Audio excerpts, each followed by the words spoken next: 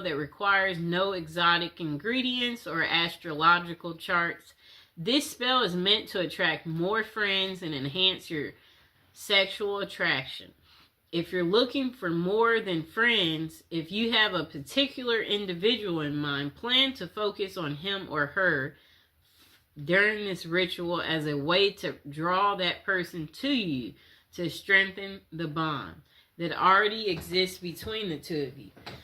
Thoroughly clean your bathroom. We're not talking about a psychic cleansing here. Do a true cleaning with cleanser and antibacterial products. Cover your mirrors with white or pink towels or sheets. Then draw a bath and add a handful of sea salts and other salts to the water while saying, negativity is washed away. I am renewed as of today. Many heads will turn my way. The ones I choose will wish to stay. If you don't have a bathtub, tie the bath salt up in a washcloth while saying the above words and use it in the shower.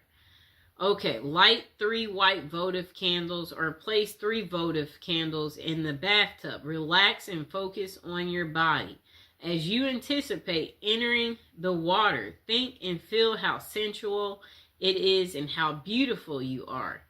Focus on what you like about yourself. If you're casting this spell for a certain person, begin focusing on him or her now. Turn off the lights and turn on your favorite music if possible. Choose music that's in line with your desired end result. If you're looking for wild romance or hot love, pick something that makes you feel reckless and sexy. If you desire a soulmate and someone who makes you feel safe, choose music that makes you feel peaceful and calm.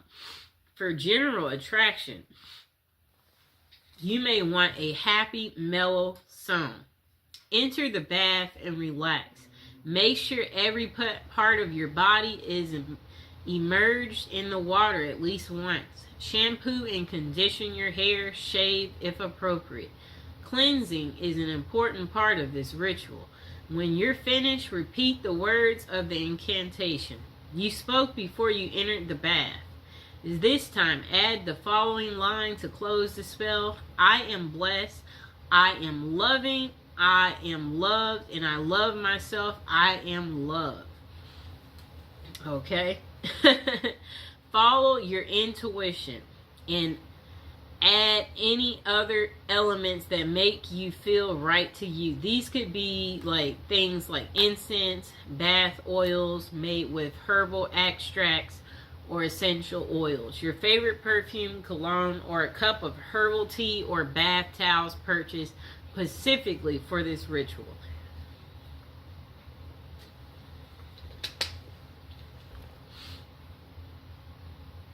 Okay, number 2, cast a lost love spell.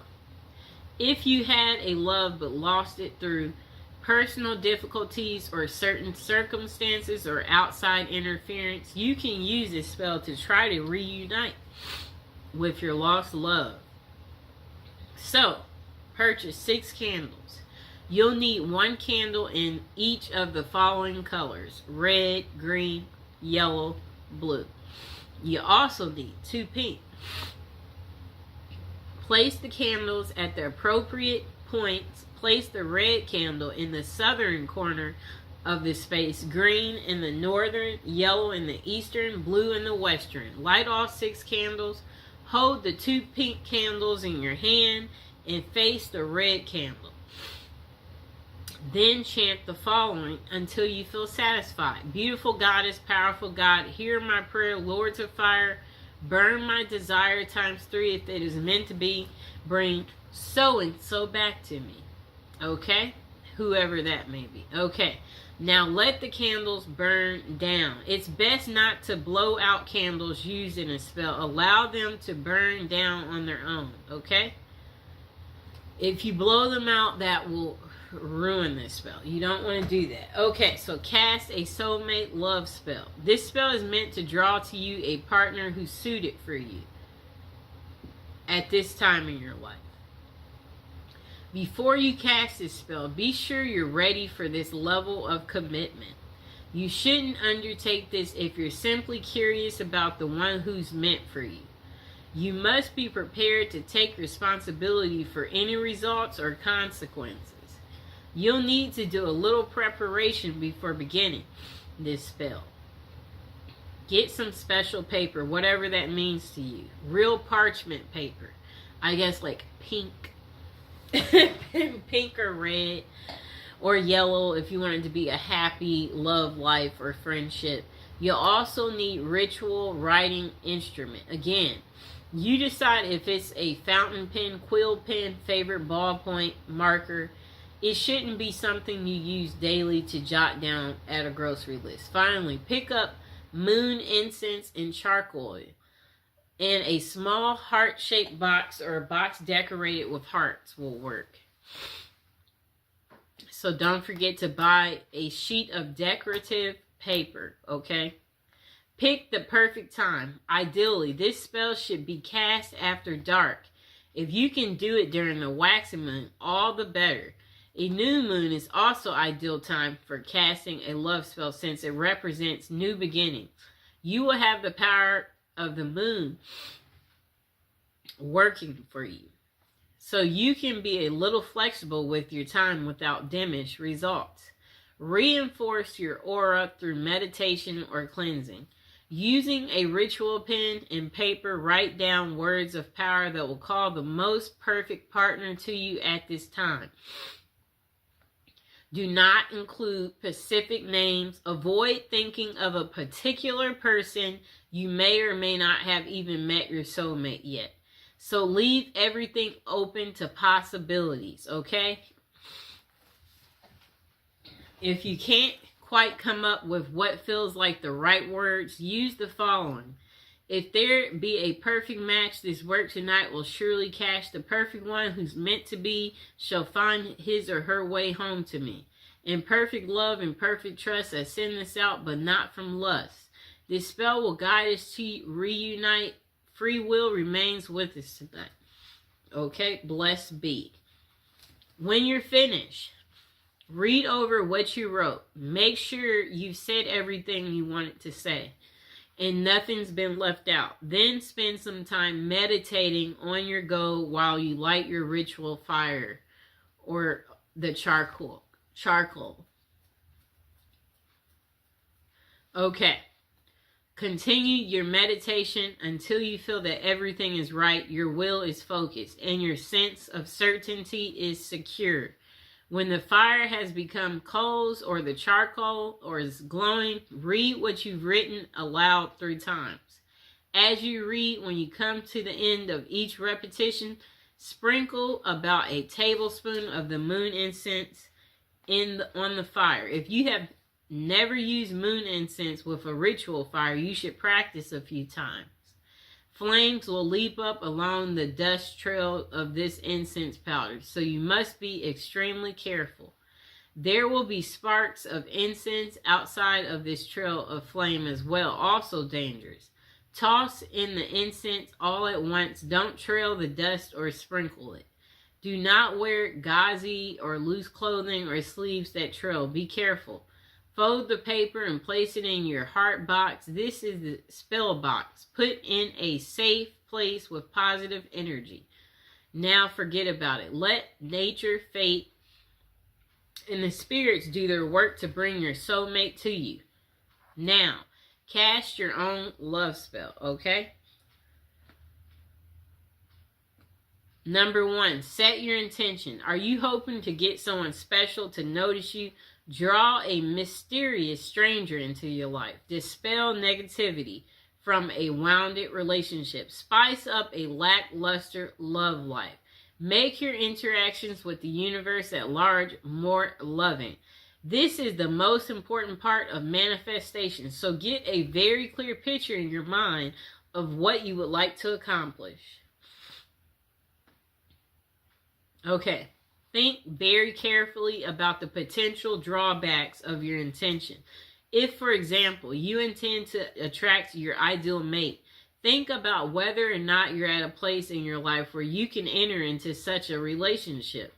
If you like to work your magic on someone you don't know that well, brace yourself for the possibility that they won't be as interested or attractive in real life as they seem from afar. Remember the rule of three. According to Wickham Reed, all good that a person does to another returns threefold in this life. Harm is also returned threefold.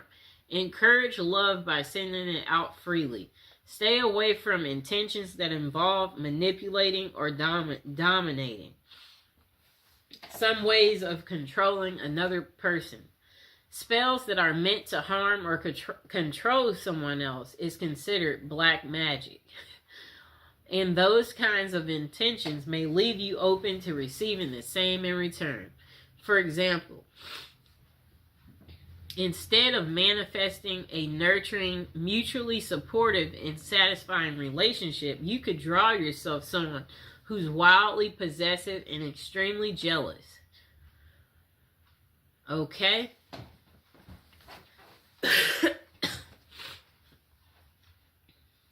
Gather the appropriate materials, exactly what you choose and what combination should be based on the kind of love you want to attract. So start by emphasizing colors. Red, for example, is the color most associated with passion and lust. Pink is also a heart color, but is considered to be more nurturing, while white speaks of innocence, and that would be appropriate for a platonic relationship. Green's association is with nature and to promote vitality. Choose candles, papers, flowers, rose petals, or other objects associated with your needs. Integrate herbs into the spell according to herb lore. Balm and catnip can be used to attract love and can be used to dispel negativity and promote love and happiness. Lavender is perhaps the best herb for attracting men. If your intention is more sexual in nature, try using vervain, which was used by the Druids to promote love, lust, and sexual fulfillment, or caraway, which promotes lust and fidelity, or cinnamon and fennel to promote vigor and libido. Use symbolic items. Do a little reading about the symbolism attached to common items. You're likely to find multiple interpretations for the same object. So go with your gut and choose what's meaningful for you. Use a mirror for healthy self-image, a piece of silk for sensuality, flowers for romance, lingerie for libido, or anything else you might have a special significance for you. Okay. Okay, so if you're directing your spell at a specific person, you happen to have an item taken from them, whether it be hair, clothing, a letter, something you borrowed, be sure to include it in your spell work. And also be aware of adding items with negative associations like knives, needles, ropes, or other aggressive objects. They might put an undesirable spin on your ritual. Number 3, don't forget to cleanse your body. Take a ritual bath using flowers, herbs, essential oils. Infuse the water with jasmine, rose, or any of the herbs. And possible bathe by candlelight. When you're done, dress in clean clothes. If you've chosen a new outfit for your ritual, put that on. Okay, so next, choose your place. Cast your spell somewhere you won't be disturbed. It would be wonderful if you could choose a romantic location such as a beach or forest. However, your number one priority should be privacy and the ability to concentrate. So that means staying indoors in a clean, cozy room. That's fine. Cast a circle. Spread sea salt with or without rosemary added in a circle around the space where you want to work for protection. If necessary, smudge the area by burning sage to clean away negativity. Number 6, light candles and concentrate.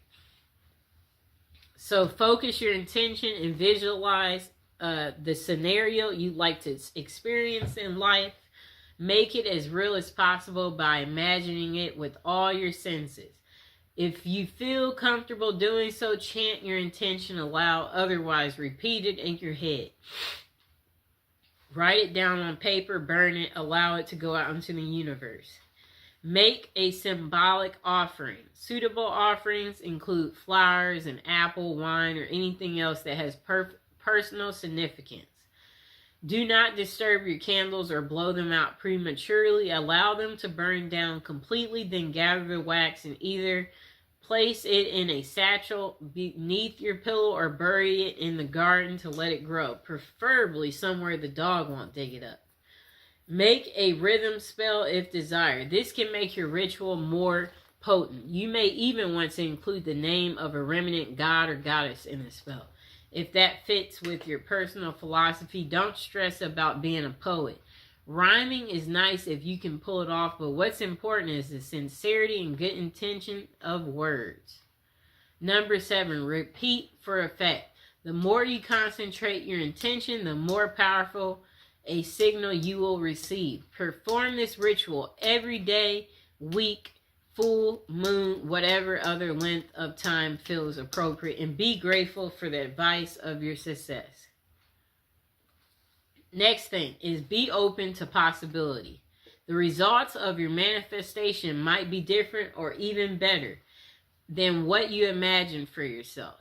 Don't become so focused on one narrow vision of love that you let a glorious opportunity pass you by. If you want to manifest something, focus on a goal. You can write it and give it a title. Use clear, concise, and positive wording.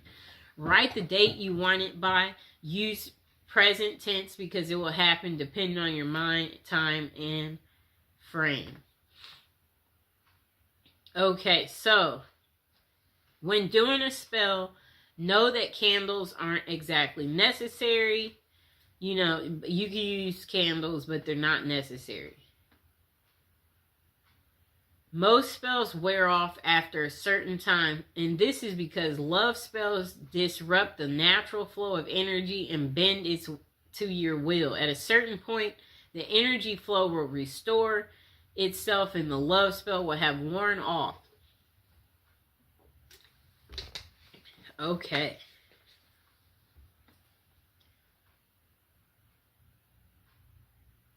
Okay, so carve magical symbols or your name into the candle. That will give it extra power. Perform the ritual at a full moon if you can for extra power. Singing, dancing, that can make it more powerful too. Okay? And that was how to cast a love spell. I hope you guys enjoyed the video. Please like, share, and subscribe. Okay, welcome to episode 28 of our prison series. What are the best things about prison? So this person said on Valentine's Day in 2022, they was diagnosed, I guess, with breast cancer and not expected to live 5 years. Then they said they had medical blah, blah, blah, blah. I'm skimming through it. Okay, so at 2 a.m. in the morning, she was like, she's shackled and handcuffed to 2 other women and led to the bus that takes 50 of them to the courthouse. At the courthouse, we're put in a huge, dirty concrete room with one open toilet. The girls called it a dungeon. The cuffs come off, but the shackles stay on. We're up all night, some sitting, some pacing despite the shackles, even some trying to sleep on the cold concrete. It's a miserable night. 50 women talking, praying, waiting for the dawn. They're shivering. At 7 a.m. when the guards start yelling names, we are frozen, stiff, and exhausted. They're going to court to face really hard decisions. And they're worn out before they start. And she's like, she's worn out too, but she's not going to court. and she's going to have her breast cut off. But no one calls her name. She said she waited all day. She's cold. She's scared. And one-sided conversations with God. Okay, so where is she going with this? Okay, so a long time later, she's like, she wakes up in the jail. Her first thought is, oh God, you aren't done with me yet. 5 days of hospital vacation, a real bed, pillows, and 3 meals a day. She liked that part. Imagine how grim life is when you think hospital food is fabulous. Finally, it's back to jail, she said. The girls are waiting. For 5 days, no one has touched me but the surgeons with their knives and the nurses with their needles. At the jail, the girls break the rules and hug me because I've lost 28 lymph nodes. The surgeon has ordered a pillow because I'm at high risk of lymphedema and I need a pillow to protect my arm. Order denied. No pillows allowed in jail. We all feel helpless and they leave me alone. A few hours later, they come back with their own order. Close your eyes, Sue Ellen, and hold out your hand. When I do, I feel something soft. She must have got a pillow. I look to find the most beautiful pillow I've ever seen. The women contributed their precious supplies of Kotex. Okay? Okay, so they gave it a designer look. At the darkest time in her life, drug addicts, prostitutes, and murderers looked after her and she will never forget them. All because she got sick. Isn't that interesting? Oh, so they made her a pillow out of pads. Look at the prisoners looking out for people. The most beautiful pillow I've ever had, completely against the rules. I hid it under my mock every day for 2 months. Somehow it survived. That was 14 years ago. Like the pillow, somehow I survived. That's what she said. Okay, so let's see what else they have to say. I'm skimming through. Okay, so another person said the best things is the mental health services. Prisons may provide access to mental health support, including therapy, counseling, which can be crucial for those dealing with issues like addiction and trauma. Rehabilitation programs. Many prisoners offer educational and work training programs that help inmates acquire new skills, which can aid in their reintegration into society upon release. Okay, so another thing they're saying is good is the routine and the structure. The structured environment of a prison can provide stability for individuals who may have struggled with chaos in their lives prior to incarceration. A time for reflection. Incarceration can offer individuals the opportunity to reflect on their past actions and make plans for a more positive future. The next thing good about it is access to health care. In some cases, prisons provide better access to health care services than inmates might have had on the outside, addressing physical and mental health issues. The next good thing about prison is opportunity for change. For some, prison serves as a turning point, motivating them to change their lifestyle to make better choices. The next good thing is support networks. Some inmates find support among fellow inmates or through programs that foster community and connection, which can be beneficial for personal growth. Okay, so while these aspects can be positive, it's important to recognize that overall prison experience can still be challenging and traumatic for many individuals. The effectiveness of these benefits depend on specific prison system and resources available within. Okay, so the next person said they're not so sure what the best thing about prison is, but they certainly know the worst. The worst part about prison is the time spent in jail, beforehand. And for all of you yuppies, there is a difference between jail and prison. Jail is run by the county, and it's where you await the outcome of your case. Prison is run by the state, and it's where you serve the remainder of your sentence. Now, let me repeat that, people.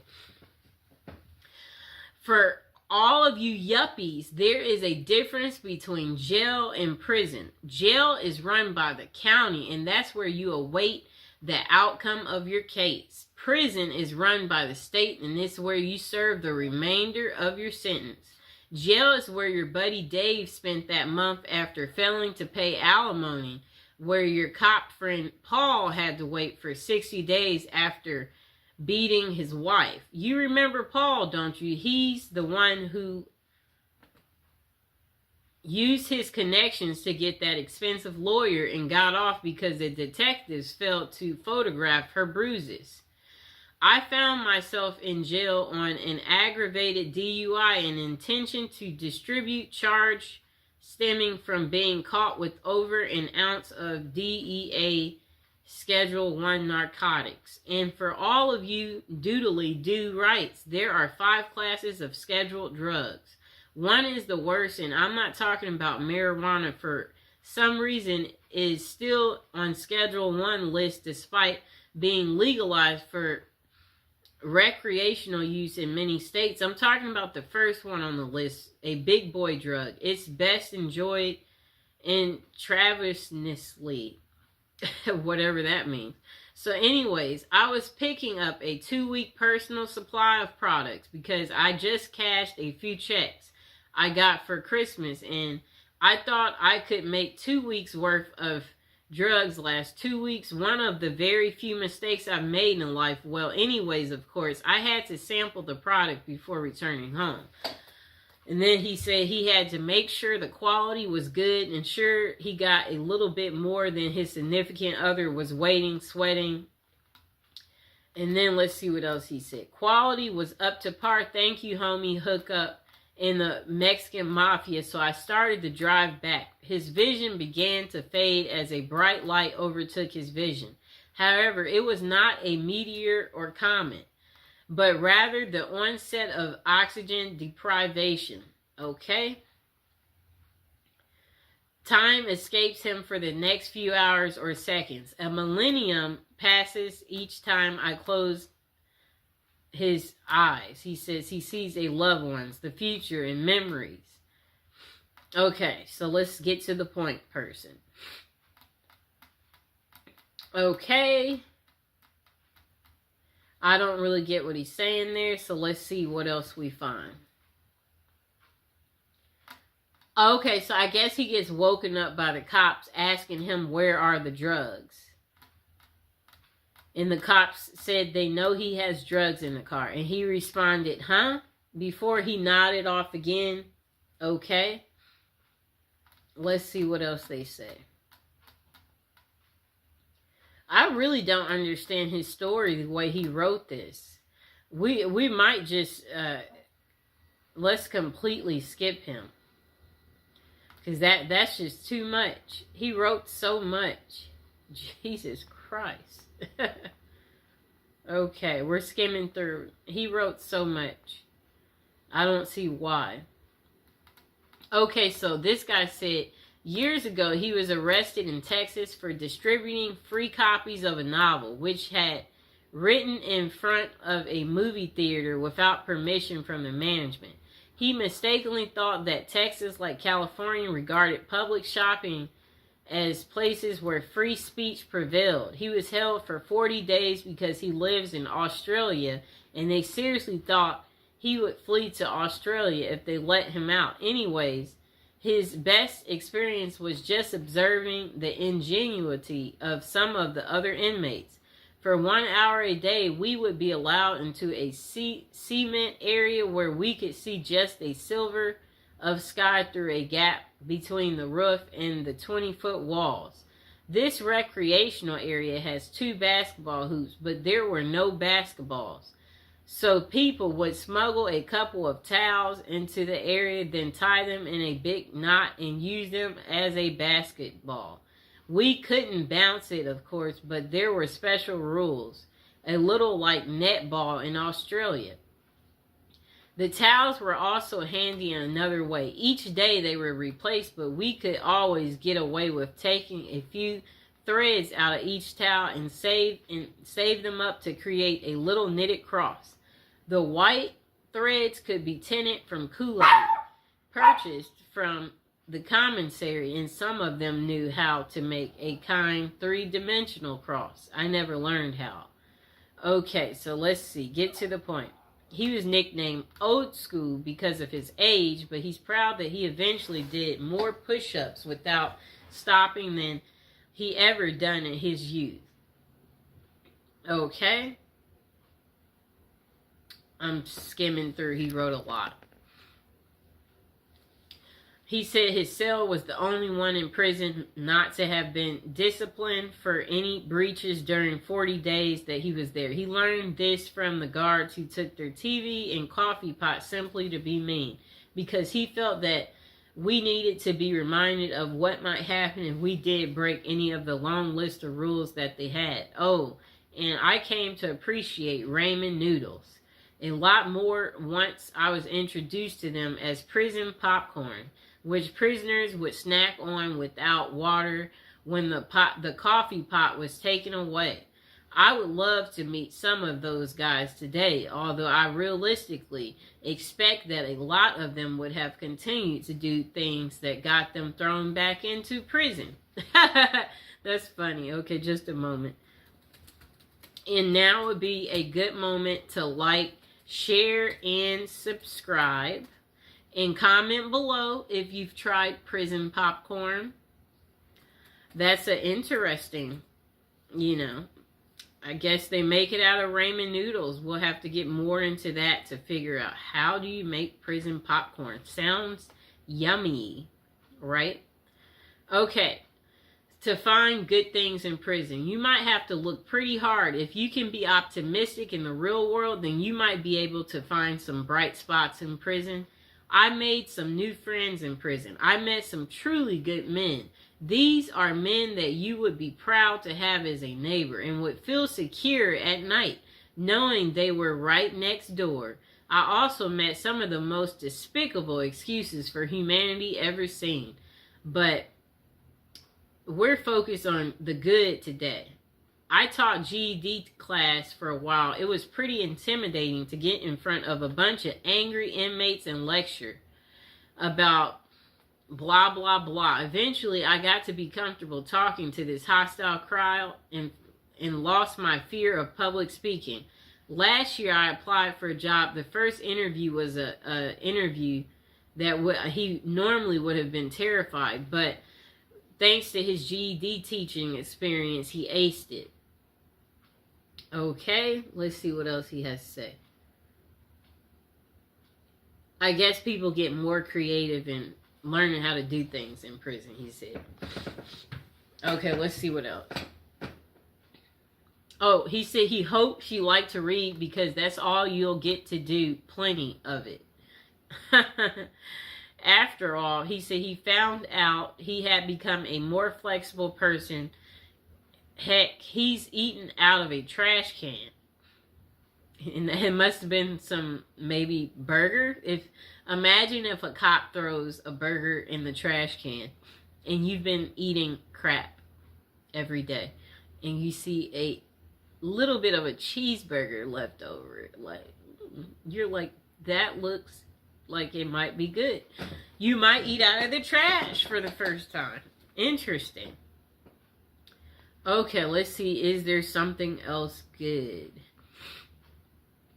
Okay, so this person said this is what they like about prison. They have a roof over their head. You'll never be lonely ever again or want for company. Great if you like reading, as there's always a prison library. Okay? Free board, no rent, no mortgage. Heck, you can have a room for life if you want it. Although room is at the premium at the moment. Well, it has been for quite a while, and always they'll have a bed for you. Okay, so I like what he said. This is what he likes about prison. A roof over your head. They have a prison library for people who like reading. You'll never be lonely ever again. You'll always have company, free board, no rent, no mortgage. They always have a bed for you. And 3 meals a day. I mean, I guess he's saying you can't beat that. They may not be great. It varies from prison to prison, but it's one of those things that cons say in England to their other fellow cons when discussing the merits of certain establishments that are dotted around the country. It'll be like, what, blah, blah, blah, blah.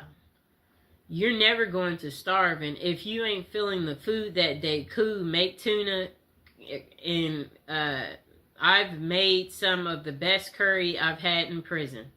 No bills, self-explanatory. Also, no stress of bills. You can lie in till you want. If blah, blah, blah.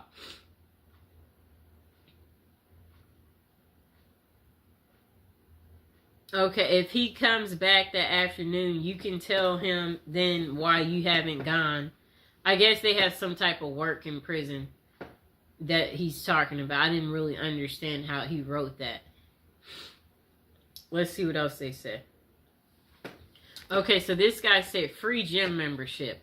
All year round gym membership can't be bad. All that getting fit you've been meaning to do, well, you've got no excuse now with a gym on your doorstep and half you pals trying to drag your butt down there. Okay? Access to unlimited supplies. We won't get into what he's talking about there. Skimming through.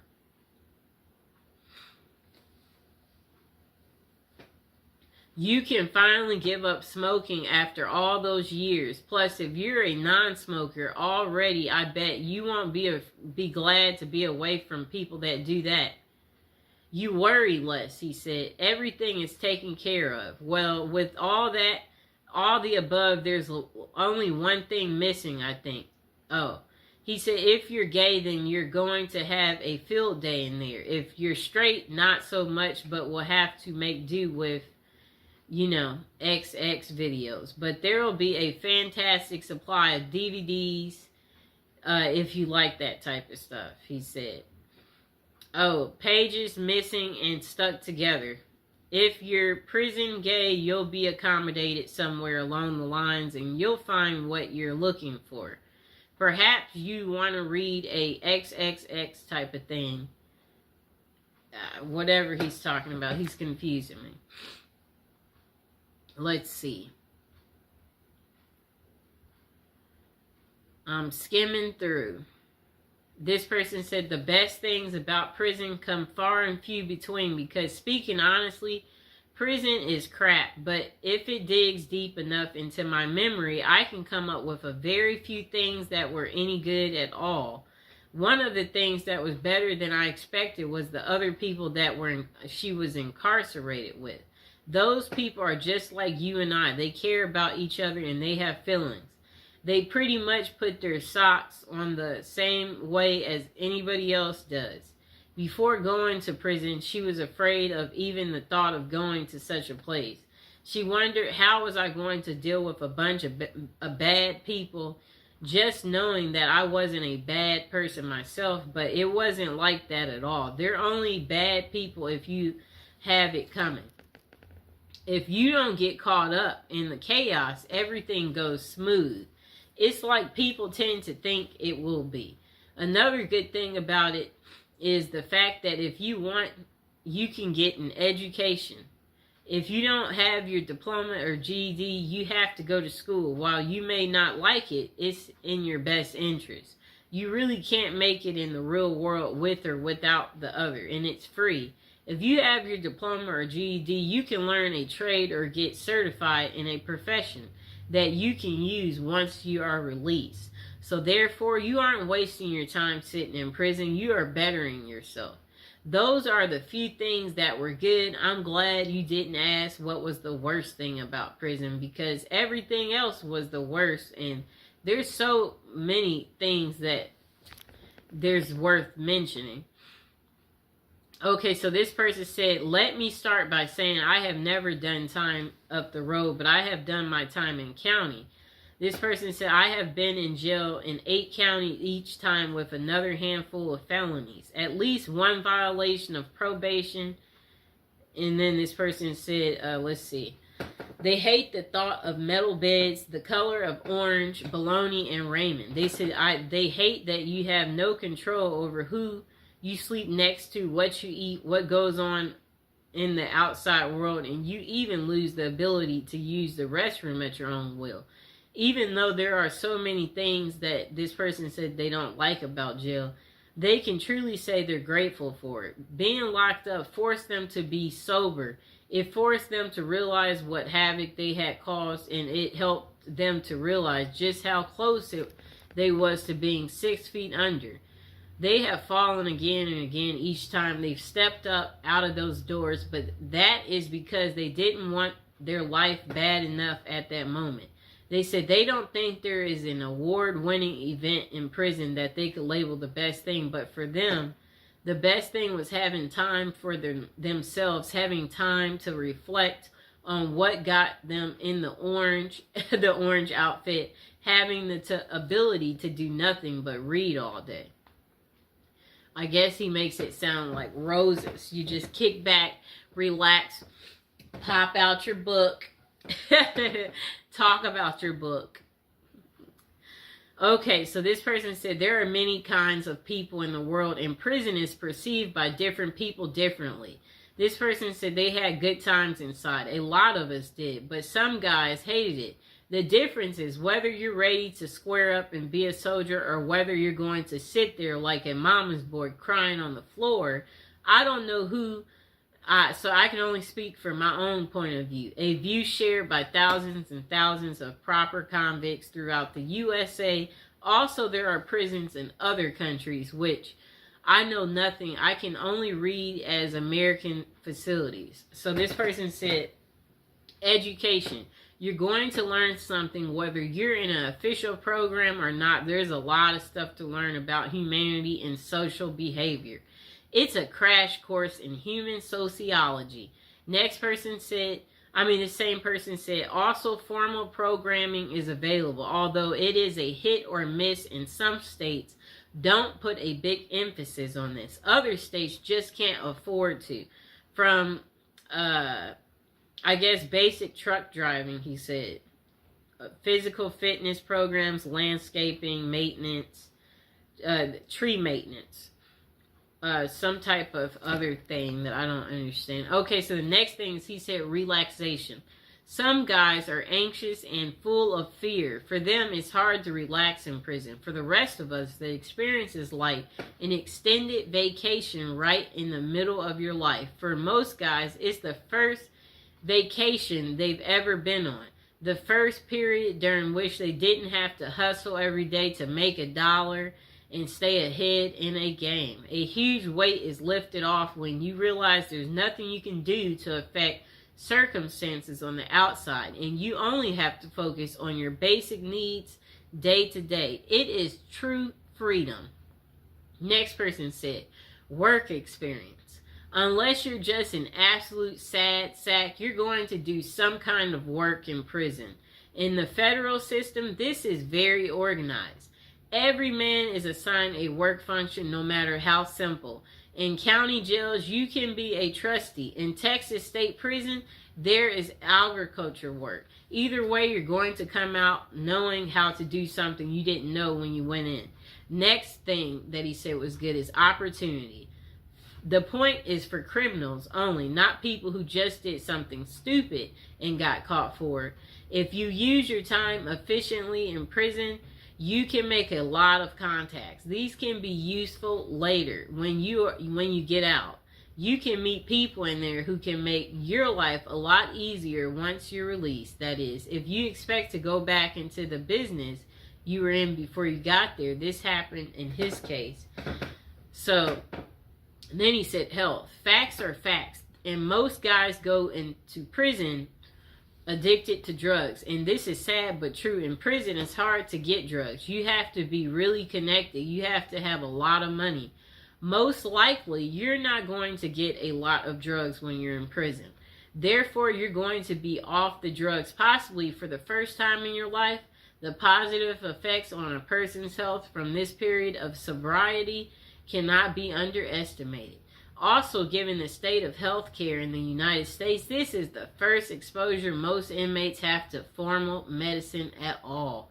That's really pathetic, but at least in prison, you will see a doctor regularly, a dentist, an ophthalmologist, etc. Next thing is society. Chances are you need to reorganize your external society. This may involve getting rid of your girlfriend or ex-wife, getting rid of your friends, and getting out of the business you were in, and also may involve switching cities. Going to prison is going to upset all of your variables in this line. Therefore, your society will be reorganized for you by the experiences of going in. After you get out, you will be on parole or probation, and those guys will keep an eye on you so that you can at least start off trying to do the right thing. Here is a quote from the details concerning this question. I know that being in a prison is the worst experience one can have. This is absolutely not true. The worst experience you can have is watching your 8-year-old child die from leukemia and knowing there's nothing you can do about it. So try to keep things in perspective. The next person said, there honestly are no best things about prison, only less best things.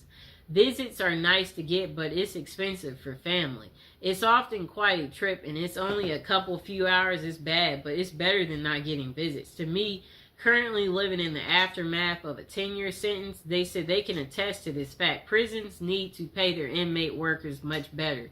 Not because they deserve a bunch of money, though. It would reduce many forms of crime in prison, increase some others like,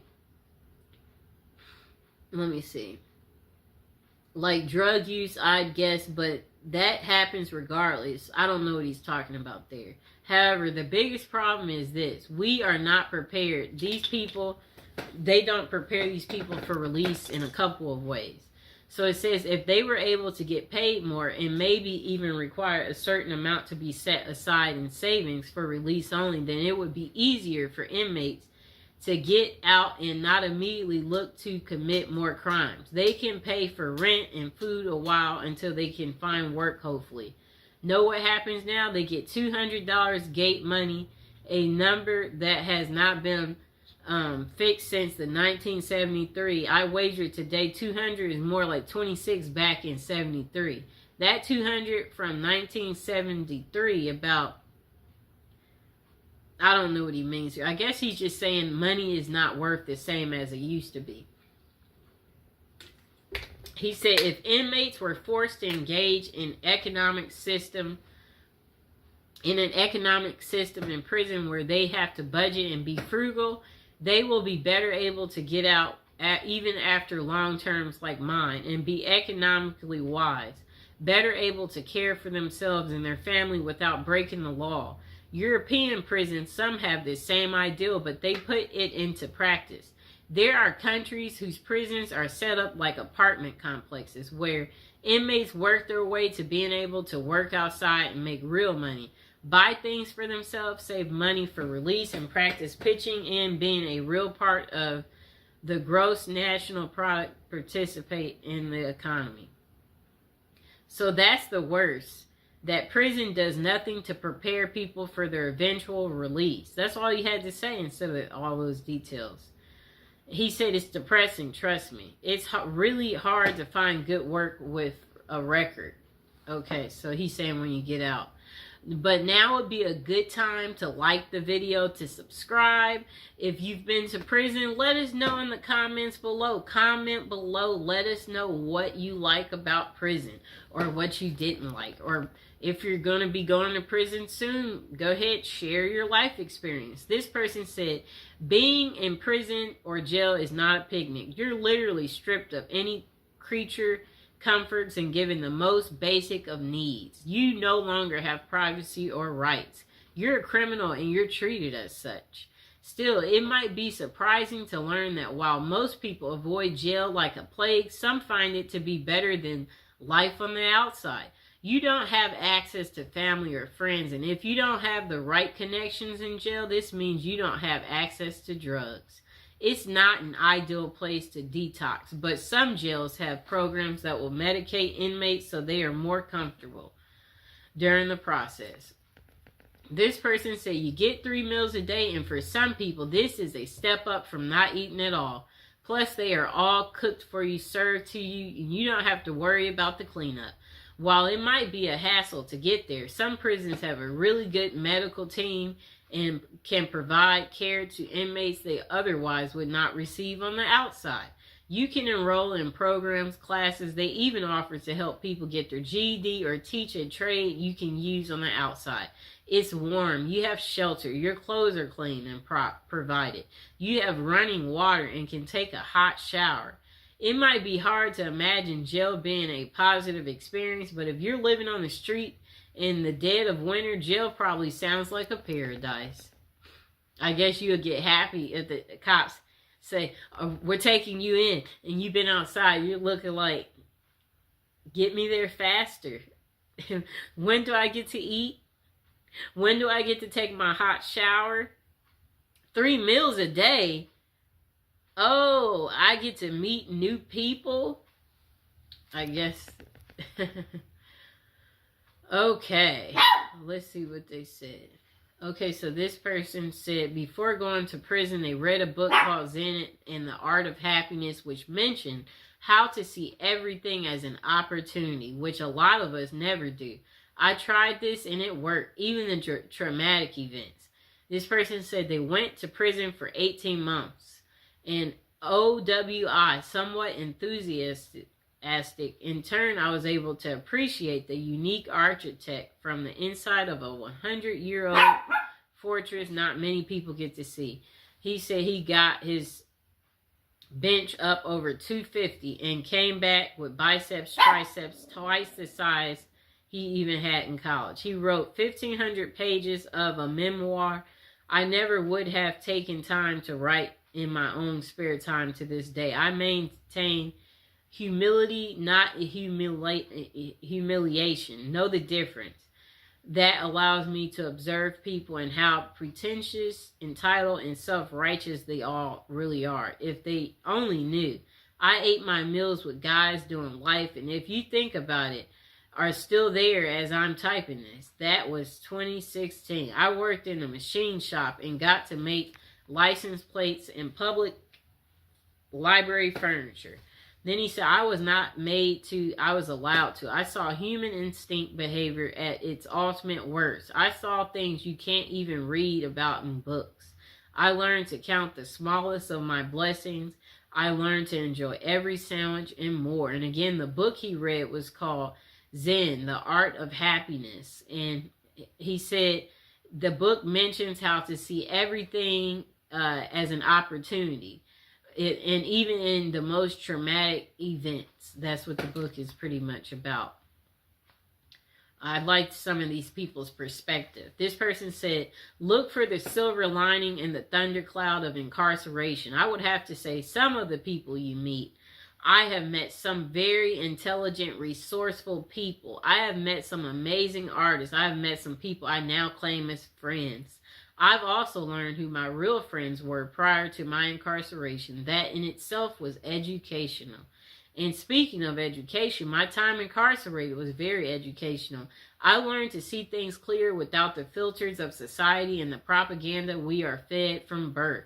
Most interesting, I have also self-taught myself about the laws of our nation's courts and social history. It is amazing how a mundane and dry subject like law can become exciting and interesting when it's impacting your existence.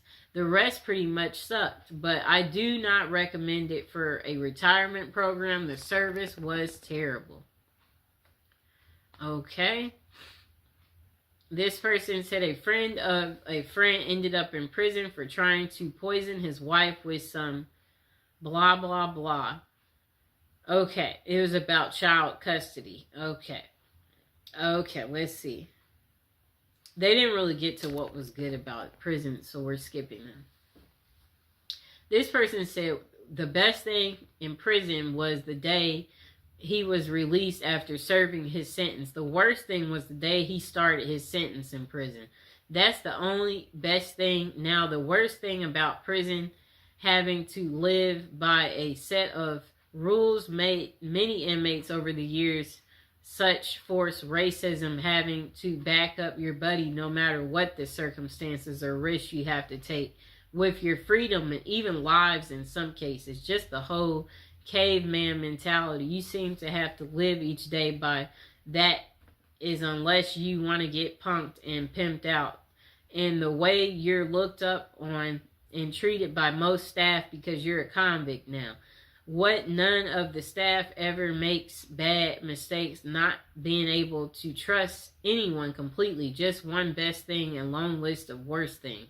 Just being told when to sleep, eat, and crap. And pits is one of the worst.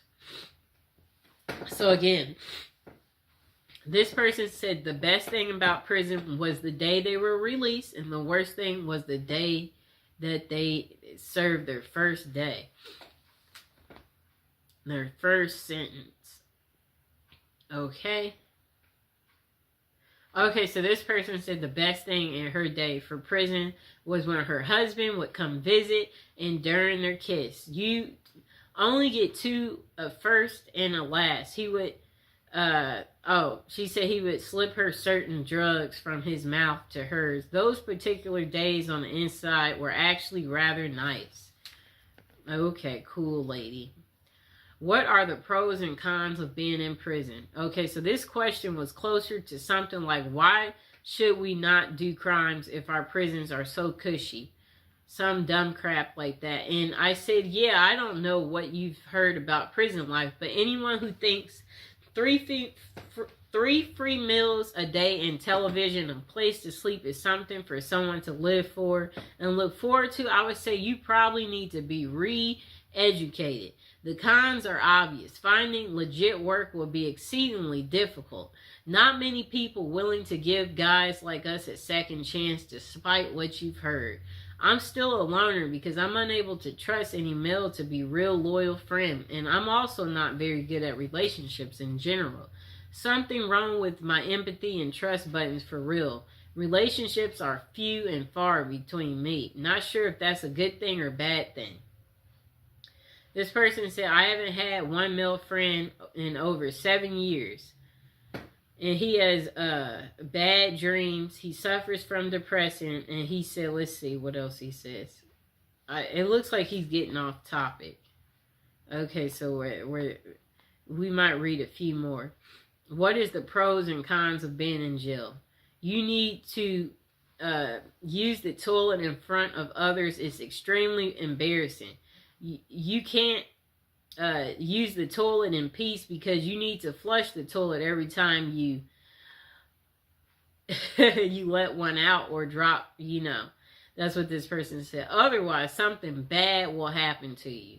The food is near inedible. Usually the showers are only separated by a wall in between, so you get zero privacy. Everyone can see you. If you're really unlucky, your shower area is just one big open room. The uniform makes you feel worthless, and it also itches like crazy. Chip your tooth? Are your gums bleeding? Dentistry in prison is garbage. Good luck with that. If you have, let's see what else he said.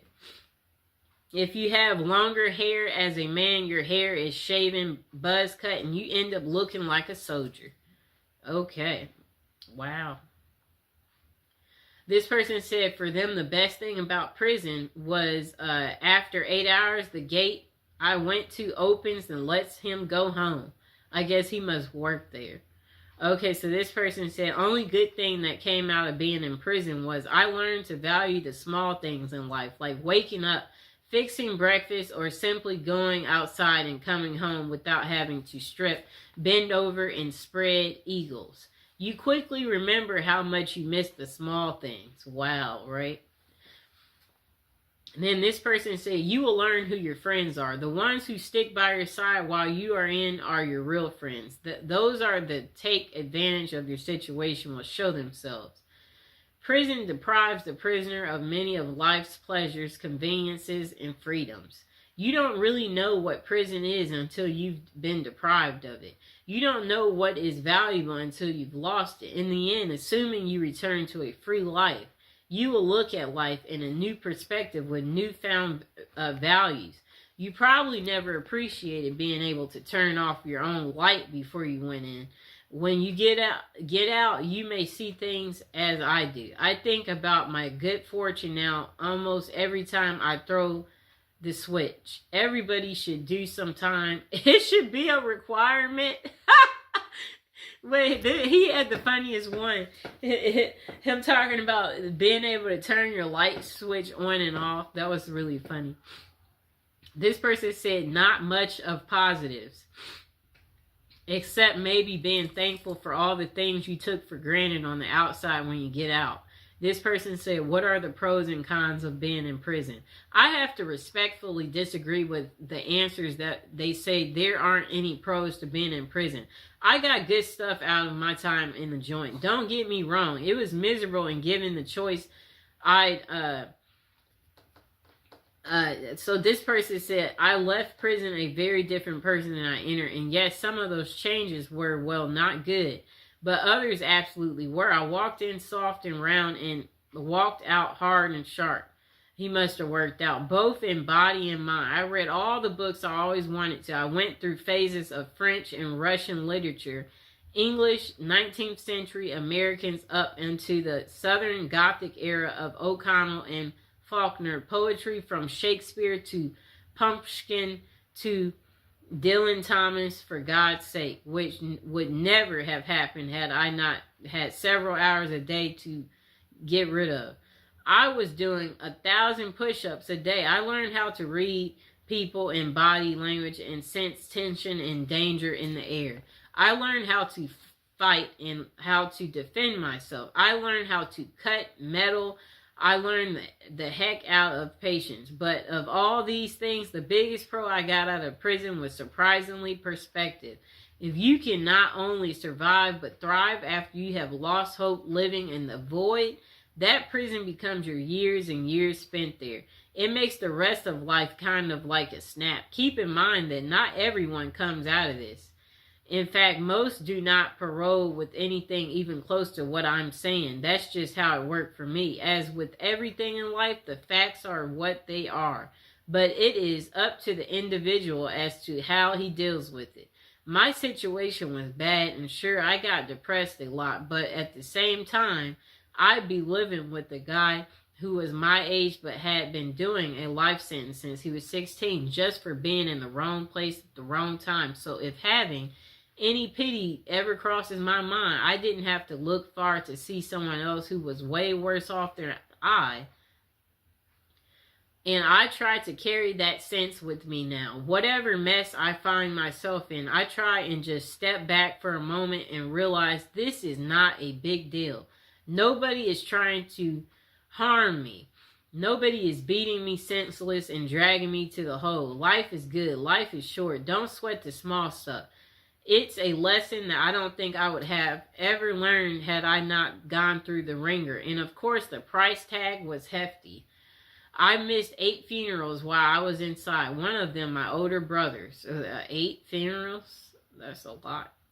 I still wake up screaming some nights, bathed in sweats from nightmares that I can't remember. I can get extreme anxiety around crowds of loud people, and the list of cons is long. And I feel that many of the others covered them pretty well, so I won't add to that. I just want to honestly assess and answer the question because it's hard for me to admit that this place, which I hate from the deepest depths of my soul, could have given me anything but pain and hatred. 2 things I gave in spade that I carry with me still. The bottom line is this: I would not have willingly gone through it, but the truth is the strongest steel must be first forged in the crucible. Okay, so this person said, you get healthy. The food is crappy and generally unappetizing, but mandated by the law to be nutritionally complete. and there being little junk food outside of the commissary. An inmate eats healthier than the average American. If you have a pot belly going in, you are apt to lose it before leaving. You don't see many fat inmates. I have heard it said that the diet adds several years to your natural lifespan, but the stress may well take that from you. Like you want to live a long life in prison. So they're saying that the food there is nutritional, so nutritional that you live healthier than the average American. That's crazy. But there are also a great number of older inmates there who have been there for decades who look very healthy at their age. But that might be because most sickly ones are moved to other facilities with more medical services. And older inmates make better model inmates, so they rather not have to replace you. Okay. And the food is crappy. Most inmates have to be there a while to get themselves to eat it. It looks good on the plate. Several entrees usually, but all taste pretty much the same, for they use no seasoning. And most is processed food from cans and grates, often over and undercooked, served on assembly lines by inmates who are pushed to get it on the trays as fast as possible. So often sloshed over the edge of another entree, spinach juice and everything. They do have a balance of vegetables, but only if you eat everything on the tray. After some time, most inmates do, for it to become the expected, usual, and accepted as food. After some time, most inmates do, for it to become the expected, usual, and accepted as food. Never heard anyone get excited over the meal, though. Basically, supervisors for the food being served. This person said that he was a lineman for a couple of kitchens, basically supervisor for food being served. So I saw it cooked and where it came from and how the trays looked going out the window. This person said prison is bad in that the humans are not meant to put their life on hold for years, as they have no XXX, no career, no family life. It results in very bad things and is not conducive to gaining any useful skills or fitting in. They have programs, but these are to satisfy the letter of the law. Usually the employees do it badly or not at all. The thing they care about is billing. Billing the taxpayer. The good side is you make good friends. And life is much simpler. It is like being a 12-year-old. Do what you are told and nothing more. Those are it. The good is that it breaks time to reconsider. The bad is it is the ultimate waster of life. Okay. Next person say your basic needs. Food, clothing, shelter, medicine are supplied. You don't have any bills to pay. You may have time to read or develop an artistic talent. You may get your education paid for. If you need partners, well, you have plenty of those. Mind you, it's a big price to pay. A big price to pay. This person said, if you want to approach it from let's make lemonade out of lemons approach, there can be some good things. I know that I got mental health treatment I needed. I got a chance to reassess what was important in life. I got to restore my relationship with God, and I got to learn how to deal with adversity. Prison can be a terrible place. I was extremely blessed in being locked up in a decent, medium security facility, and he said he had a great cellmate. This person, what was their favorite prison experience? Let's see. I don't see what the way they wrote. They didn't make it so easy.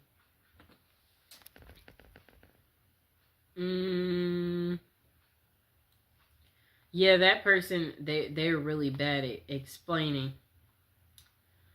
Okay, this person too. Okay, so the pros. This person said free food, you can shower, you have a bathroom 1 feet away from your bed, tons of people to talk to, your drug addiction, it will clean you up, you will learn lots of new stuff, free place to live if you're homeless, you are safer in jail than living on the street, free healthcare. They got great doctors. I had a skin condition, and when I went to 4 doctors, they couldn't heal it. I went to jail. The doctor was able to tell me what's wrong. He gave me medicine. I was healed within 7 days. Con, lack of freedom. The food sucks. If you have a decent light on the street, you're going to hate jail. Okay? It's a crappy life. Jail can be a good thing for you, or maybe it'll be a wake-up call for you. This person said it depends on what prison you're in. If you are in a USP, which is a federal high security, you will be at times stressed out due to the politics, but you can work on your mental state and physical. The only 2 things I did like was the respect is a huge factor, and I love that also the rec became at the yard. If we wasn't locked down, I went in and at 190 pounds, and in 3 years I was 210, solid muscle without all these vitamins and other crap that's in the free world. But the respect is something huge at the mediums. There's still respect, but people clown and get their butts crushed. You have time to work on yourself. At the end of the day, whoever does it, it's because they don't want to. Okay, and I believe we are at the end of our video, so now is a good time to like, subscribe, share the video, comment below. Did you like this long prison episode video that I made just for you about the good things about prison, to, let you know to be grateful for your current life. If you're not happy, find something to get happy about. Because in prison, the highlights is working out, reading, finding religion, establishing your mental space, minding your own business. Don't gamble. Don't mess with other officers. Be courteous. Be helpful. Don't write a check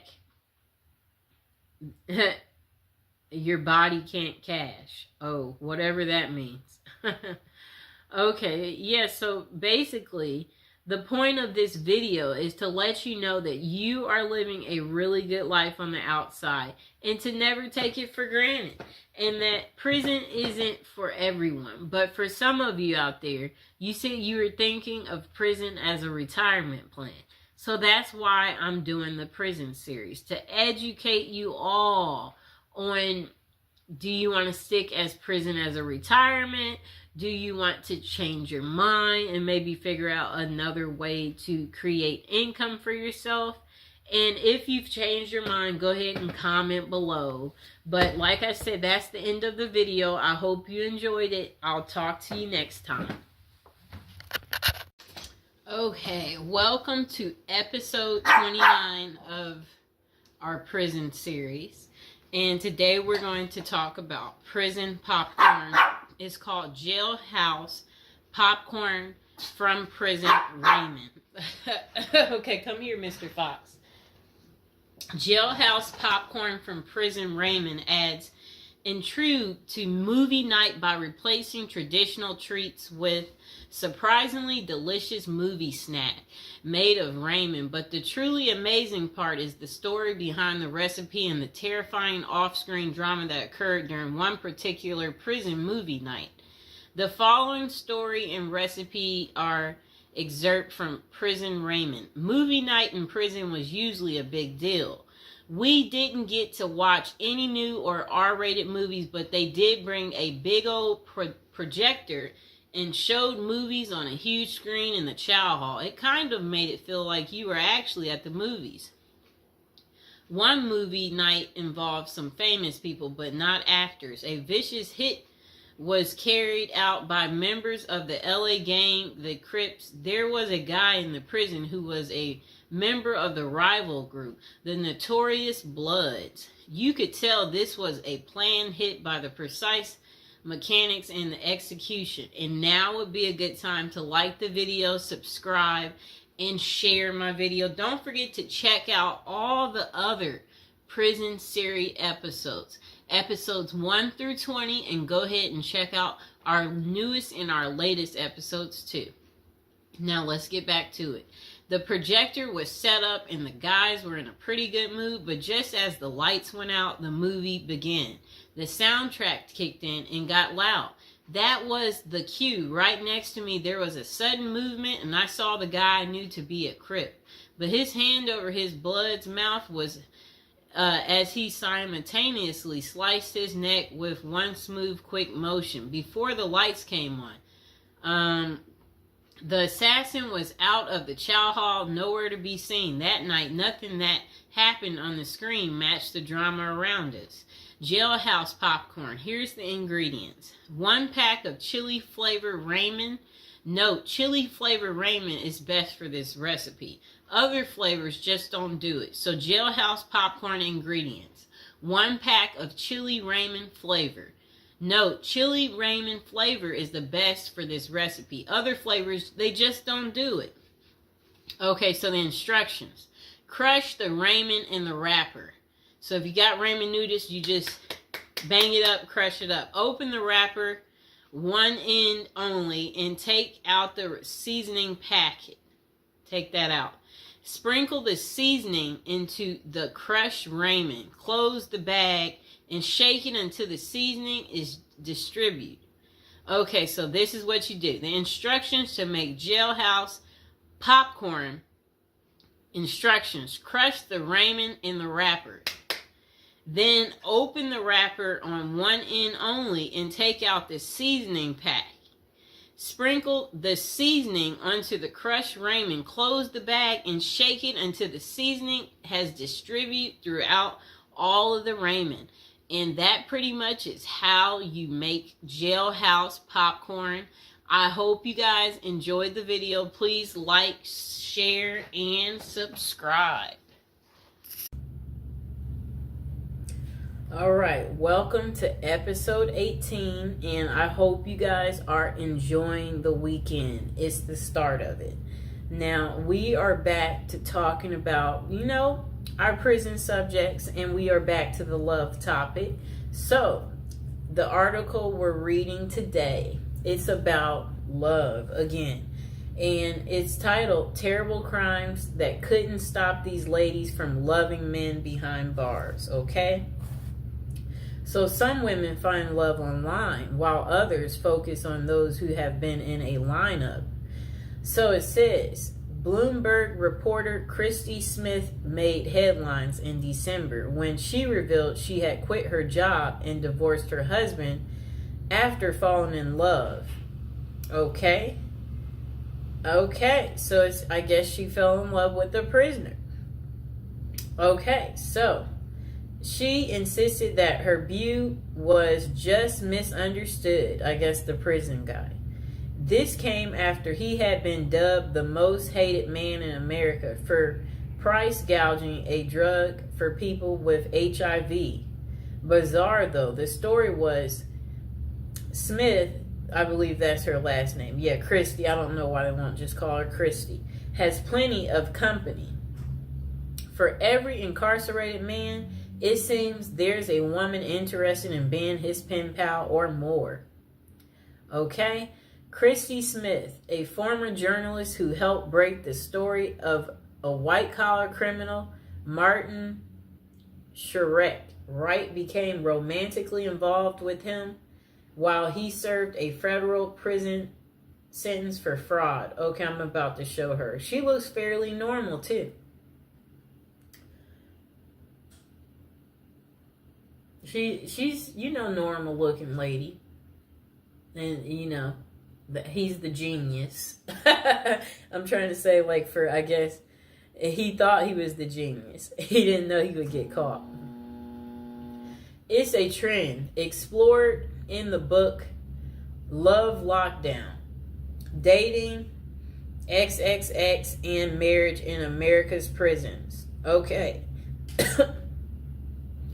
Greenwood decided to start researching prison marriages after her own extensive correspondence with jail white-collar criminal Samuel Israel III, currently serving a 22-year sentence in Butner, North Carolina federal prison for fraud and investment advisor fraud. Oh no. Some of this, it does make you wonder, how do these people get into committing these crimes? You know, or like how does it start? What do you get away with one thing and then it makes you think, oh, I could do that again and get away with it, and then you keep getting comfortable enough, you get so comfortable that you keep on, and then you eventually leave footprints. Okay, so this guy, I guess his name is Israel, it said he had faked his death by staging a suicidal plunge off the Bear Mountain Bridge in upstate New York in June 2008. He turned himself in to the feds 3 weeks later, and Greenwood reached out to him whilst researching her first book, Playing Dead, about people who fake their own deaths or disappearances. They have stayed in touch for 7 years, corresponding frequently, although they have never met. Quite interesting, right, people? I think we know people like this, where you're online friends, and for whatever reason y'all stay in touch. I don't know what that's about, why people want to do that. Because it's I don't want to do it, you know, so I don't know why people want to do it. Okay. Throughout the half dozen years I've known Sam, he has gone from my subject to my stalker to my friend, she writes, nodding that the correspondence helped her understand the laser-like attention an inmate with little to do can lavish on a lady. For her latest book, Greenwood followed the lives of 5 couples who met while one of them was incarcerated. Okay. I don't know what that means. I'm just trying to say, like, whatever they wrote was very confusing what came next. So, to prison wives who have long histories with their men, MWI. Okay? Women are seen as pathetic losers, or worse yet, prison groupies. Let's just label them a prison groupie. But what she found were relationships that were at times romantic, messy, complicated, and sometimes heartbreaking. In other words, not too unlike those in the real world. One couple includes Joe, an ex-Army medic who had worked as a prison guard at a Kansas City jail, and Benny Reed, who was serving a 10-year sentence in the maximum security Oregon State Penitentiary for the attempted murder of his then girlfriend. It shows Joe and Benny Reed, who met on a prison pen pal site on their wedding day, and they are kissing. I'm going to show the picture. That's her prison book. You see that? How romantic. The pair met on a prison pen pal site. Joe knew the stigma of associating with a felon, but it didn't deter her. In recovery herself from an addiction to pain pills, Joe credited Benny with making me the best possible version of myself. I think these women tend to be very nurturing. They have a sense of wanting to be cared for, wanting to be caring for someone else, and men in prison, for obvious reasons, are quite needy. The pair even got married at the prison. He saved up from his $1.81 an hour prison call center job to buy her a ring off Etsy. How sweet. But the relationship ended abruptly when Benny found other companions online. Are you kidding me?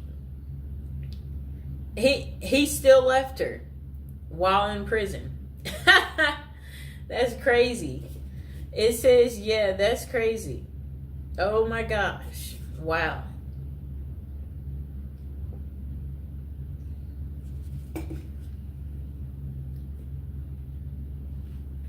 I'll reread that part for you. The pair had even got engaged at the prison. He saved up from his $1.81 an hour prison call center job to buy her a ring off Etsy. But the relationship, it ended abruptly when Benny found other companions online. Wow. Even in prison, they cheat and they're greedy. Just why do women fall for imprisoned men? According to Dr. Fred Berlin, director of the Johns Hopkins XXX and Gender Clinic, there tends to be this trait of intense mothering in prison wives, writes Greenwood. I think these women tend to be very nurturing. They have a sense of wanting to be caring for someone else, and men in prison, for obvious reasons, are quite needy. But not every prison wife goes into a pen pal relationship looking for love. Sheila Rule, a longtime foreign correspondent for New York Times, met Joe Robinson while doing volunteer work for a prison ministry. She was corresponding with more than a dozen inmates when a compelling letter came from Robinson, an East New York native serving 25 years for murder. Now, I have to look at this close up. I guess she was really lonely too. Okay. I'm looking at them. Oh, how are they in bed together? They must she must like spent that one weekend day with him. This is funny. He has on regular clothes. Let me show the picture. Yep. She met him during her volunteer. Okay, so look. That lady I showed you, Sheila, a longtime foreign correspondent for New York Times, met Joe Robinson, the guy that you saw there, while doing volunteer work for a prison ministry. She was corresponding with more than a dozen inmates when a compelling letter came from Robinson, an East New York native serving 25 years for murder. As a pen pal, he was looking for a young lady, and Rule, who had been married twice, was in her 50s, 20 years his senior. She let him down and flat out told him that she couldn't be his companion but could be his friend. For a year, the two exchanged letters that were deeply vulnerable but very flirtatious. In 2003, he convinced her to visit him in person, where the relationship switched from friendship to romance. And they wed in 2005. That's 2 years later, after he convinced her to visit him.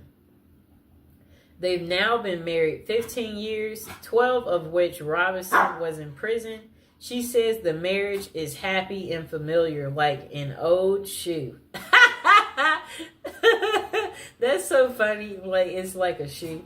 Still, Rue initially told few people about the relationship. When she decided to tell a friend she thought was progressive, the friend asked how she could be with someone charged with murder. I'm not marrying Joe's past, she told the friend. I'm marrying the person he's become. Do you like her excuse? So that's the end of terrible crimes. How it couldn't stop these ladies from marrying men behind bars. I hope you guys liked the video. Don't forget to like and subscribe. Let me know, are you enjoying the prison series? Is it very lovey-dovey? Is it giving you the romance that you seek in your life? And if you are enjoying it, let me know in the comments below. All right. Welcome to episode 17. Today we'll be talking about prison letters and why women love men in prison. Okay, it's been a while, but we are back. So this episode is about prison letters. The interest came when I received a letter from the Oregon Department of Corrections. It was from an inmate, and he was addressing someone he seemingly had a connection with in the outside world. The handwriting was perfect. The words flowed very well, and he clearly was trying to reach out to a woman who most likely lived in my home before me. Though the letter never reached the person it was intended for, it did spark significant questions, such as why do prisoners attract women so well? Does real prison love exist, or is it all a scam? And how do these prisoners learn to write so well in the first place? The myth: women must be twisted to fall in love with prisoners. Look, this phobia, I've never heard of it. Hybristophilia. When it comes to having a strong attraction to social deviants, criminals, and prisoners, hybristophilia comes to mind. This is a paraphilia where people are aroused by people who have committed outrageous acts such as cheating and crimes, including the R word and people who are murderers. The thing that makes this so interesting is that it is different for everyone. Some are more passive about it while others are aggressive. Okay, so it says passive hybristophilia. This is when someone is drawn to criminals, but they do not act on it or try to assist them in any way. They may show passion through being an advocate for the prisoners or simply enjoy movies such as OITNB and Prison Break on a deeper level. Whatever that means. I guess that just means you like watching shows that are very criminal. So I guess I can give an example of someone drawn to a criminal. Do you remember that movie called Out of Sight with George Clooney and Jennifer Lopez? Remember Jennifer Lopez in the movie? She was a cop. And George Clooney, he was the criminal. And remember, she got kidnapped by George Clooney. They created a romantic movie out of this situation. And J-Lo, she, had no man in her love life. Very good looking woman, and then here is this criminal that kidnaps you, and he's very handsome, okay? And you're just like, I'm finally getting some type of cool excitement, and you're like, look at this criminal. Like, why would I tell on this criminal? I never get this level of fascination. That's how J-Lo felt, So, yeah, like at the end of the movie, they were trying to catch him. And the other cops asked her, did you see him? And she kind of like froze, like, because she's wondering, do I tell them? Because she is at work and she is in uniform. She's a cop. And she's like, no. Like, she's not going to rat on him because she fell for the criminal. And before that, her and George Clooney, remember, he's a criminal and he's on the run. And she's a cop. So, he had her number, so... Yeah, so what happens is the criminal contacts you. Look, the criminal contacts you. You're at home and you're sleeping. The criminal contacts you, and then you wake up because it's the criminal. And then when the criminal is contacting you, that's when you're like, you're all ears because you don't know when you'll ever talk to this criminal again because he's calling like private. And you're enjoying this because you're like, where are you? I haven't heard from you in a while. I'm surprised to hear from you. That's what happened to her. He randomly calls, but she can't call him back because I understand this clearly, especially when you don't want to get caught in some type of way where I'm like, you know what? I want to be friends with that person, but they know this and that, so that could be bad, where you just you have to think about certain things where you're like, it might not be the best to that's kind of what the criminal was feeling because he knows at the end of the day she's a cop and it's her job to bust people like him and put them behind bars. So anyway, they had their secret meetup in the movie, and their secret meetup, you know, where they went out to dinner. They both was just, it was a night to just enjoy one another, talk to each other, clarify, yes, so why haven't I heard from you? And then he's like, well, you know, blah, blah, blah, blah, blah. And then they had their one night of passion. It was an unforgettable, I guess, moment. That was her one night of fun. And then that was pretty much the end of it. And then she didn't hear from him anymore. Like, it's like, it was a really, really good movie. But probably one of her best movies. Okay, so look, back to aggressive. The next one's called aggressive hybristophilia. This is where trouble can arise. These are men and women who proactively help the criminal they are attracted to. This means they could lure victims in, cover for criminals, bury bodies, and other severe acts. Bonnie and Clyde are the perfect example of this type. I'm trying to think, do I know of one like this? Where men and women help the criminal they're attracted to. This means they could lure victims in, cover for criminals, bury. Okay, I'm trying to think. That one I can't think of. It's not a fast one that just comes to me. Okay, so why do so many prisoners / criminals in relationships? The answer is quite simple.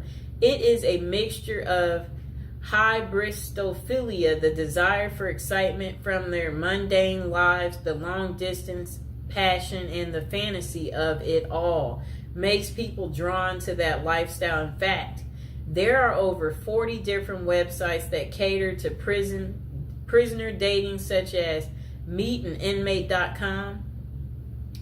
And then potential consequences. Though it would be nice to have a happy ending every time, there are significant consequences from dating a known criminal. For example, a book called Dream Lovers: Women Who Marry Men Behind Bars. Jacqueline Wilcox Bailey talks about a real-life incident. Two sisters walked out of their long-term, boring relationships to get with prisoners. When those men were released, one of the sisters was murdered, and the other was beaten and tortured, which sent her supposedly posed lover back to jail. I think they mean prison.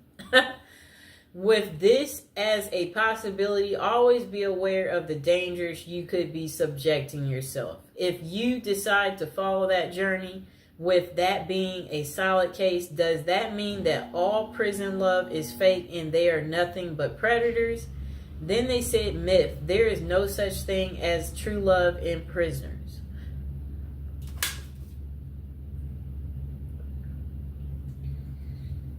Okay, so they said there are some genuine and sincere relationships, but there are also tons of scams as well. How do you know the difference? If you are reading a letter from someone behind bars and they ask for money in any way, it is likely a scam. Do not fall for it. They could either be reaching out to women and men for financial gain, attention with the media, or to gain supporters, just like Ted Bundy, Richard Ramirez, and Scott Peterson did. I know what all of them look like. That's how infamous they are. For the record, serial killers such as those noted above are less often associated with scams and writing letters. You may think that they are great at manipulating, but that is not the case with them. They get away so well with murders and crimes because they are bold, always act like they have nothing to lose, and never overthink what they are doing. With an IQ of below average, more love letters come from non-serial killers who are much smarter and think things through better. Okay, overall, use your best judgment. These people will not always con you. They may be truly into letter writing for human connection. That's kind of funny because like they crave the connection, so that they're writing the letter because, you know, there are many people in jail who do not have family or friends to reach out to. So they turn to pen paling to feel involved, valued, heard, and feel like they matter. Though it may not always be about love, it can still be about companionship and support and worth volunteering to help people such as them feel cared about. Bonus, how to craft a prison letter. One thing I noted the most about the letter I have how well written it is. There are no errors. The penmanship was nearly perfected and the message was very well contrasted. So how did someone in prison learn to write so well? One word: practice. Those who write love letters would use trial and error in their writing. For example, they would keep tabs on the responses they would get from their loved ones. When they said certain things, they would then work on perfecting in those areas to get even more positive responses. In addition, they could have utilized other inmates for assistance as well. More perspective is a catalyst for fostering new ideals in learning how to write a moving love letter or scamming someone successfully. If you want to learn to write a great letter, start with practicing. Use your feedback as a guide and never be afraid to ask for help so you can become a pro. And the final thought, falling in love with criminals and prisoners is hypobristophilia, though having this characteristic is a passive sense is fine. Seek help if you feel like you will act on those passions. There are limited professionals that can assist, but it is worth finding a reputable person before you do anything drastic that could land you in jail yourself. Oh no. Remember, human connection and writing to prisoners is a great way to improve their quality of life. If you are talking to someone who has no one else on their side, keep being a hero to them. But always know the signs and be mindful if they are trying to scam you or not. The last thing you want to do is fall in love with someone behind bars only to find out they were using you for personal gain. At the last word from us, we don't know everything, but we do have an opinion on everything.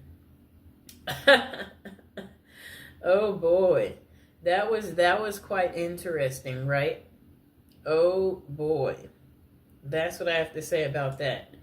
I hope that, now you know why women love men in prison. I hope this has gotten through to you guys, so you get that deep understanding here and you understand that, women can fall in love pretty much with anything, okay? So please like the video, please subscribe, comment below if you're dating a prisoner or if you want to date a prisoner. And if you are enjoying these episodes, let me know. Okay, welcome back. We are on prison episode number 8. So today we'll be talking about how to prepare to go to prison if you know you're going. So, prison is all the rage in Hollywood. We've all seen Oz, the Shawshank Redemption. Orange is the New Black, and Con Air. Their creators got some of the facts right, but they don't tell you how to prepare for prison, do they? If you're going to prison, our goal is to help you in your preparation for incarceration journey. So that's what we want to talk about to help you out. And if you're interested in learning more about prison life and how to prepare, they said online they have a copy of a book. It's like a little pamphlet, Federal Prison Handbook. And if you guys really, really need it, go ahead and comment below. And while you're thinking about it, subscribe. And, I should be able to include some type of link below to hopefully help you. I hope I don't forget to put it down below. Or consider hiring Zukis Consulting Group to assist you in preparing for going to prison. Whether you will serve 6 months or 6 years, the tips discussed below will help you prepare for your time in prison. You can also book a free initial consultation to speak with a prison preparation coach today. For those with little experience with the criminal justice system, the notion of time behind bars can feel overwhelming.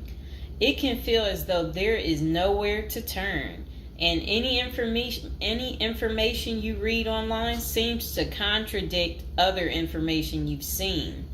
We've included useful basic information below on preparing for prison to cut through all the misinformation. So they had created, it looks like a table of contents. So I'll read the table of contents. How to prepare for prison. Going to prison. Steps to successfully prepare for prison. Learn about federal prison. Federal prison facilities. Minimum security prisons. Federal prison camps. Low security prisons. Medium security prisons. High security prisons. United States Penitentiary. USPS, Administrative Security Prison. Research your Pacific Prison. Arrival and personal property. Money in prison. Communication in prison. Get in good physical shape. Get your affairs in order. Preparing your family for incarceration. Appointing a power of attorney. Designating your point of contact.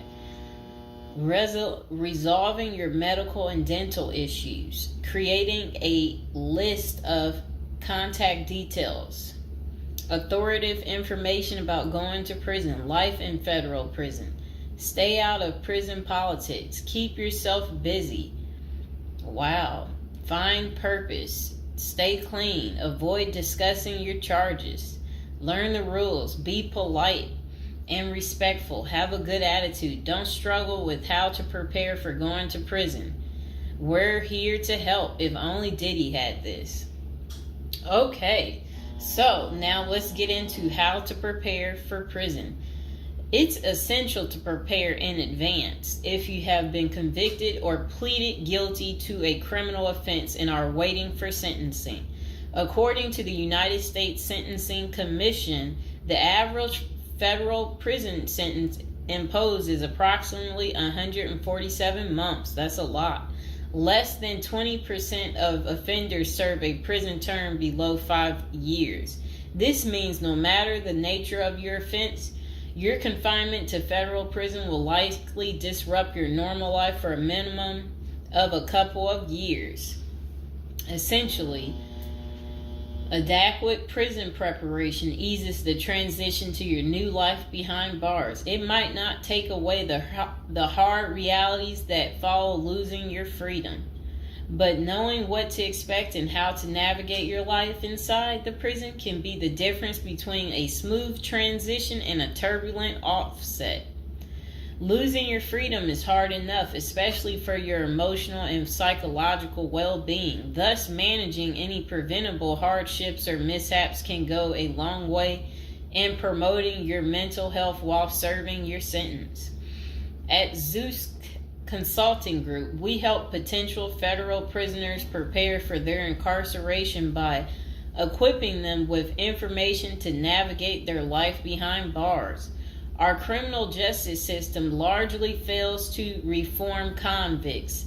Hence, if you are keen on going through your sentence as smoothly and as quickly as possible and transitioning back to an active life afterward, we are here to assist you.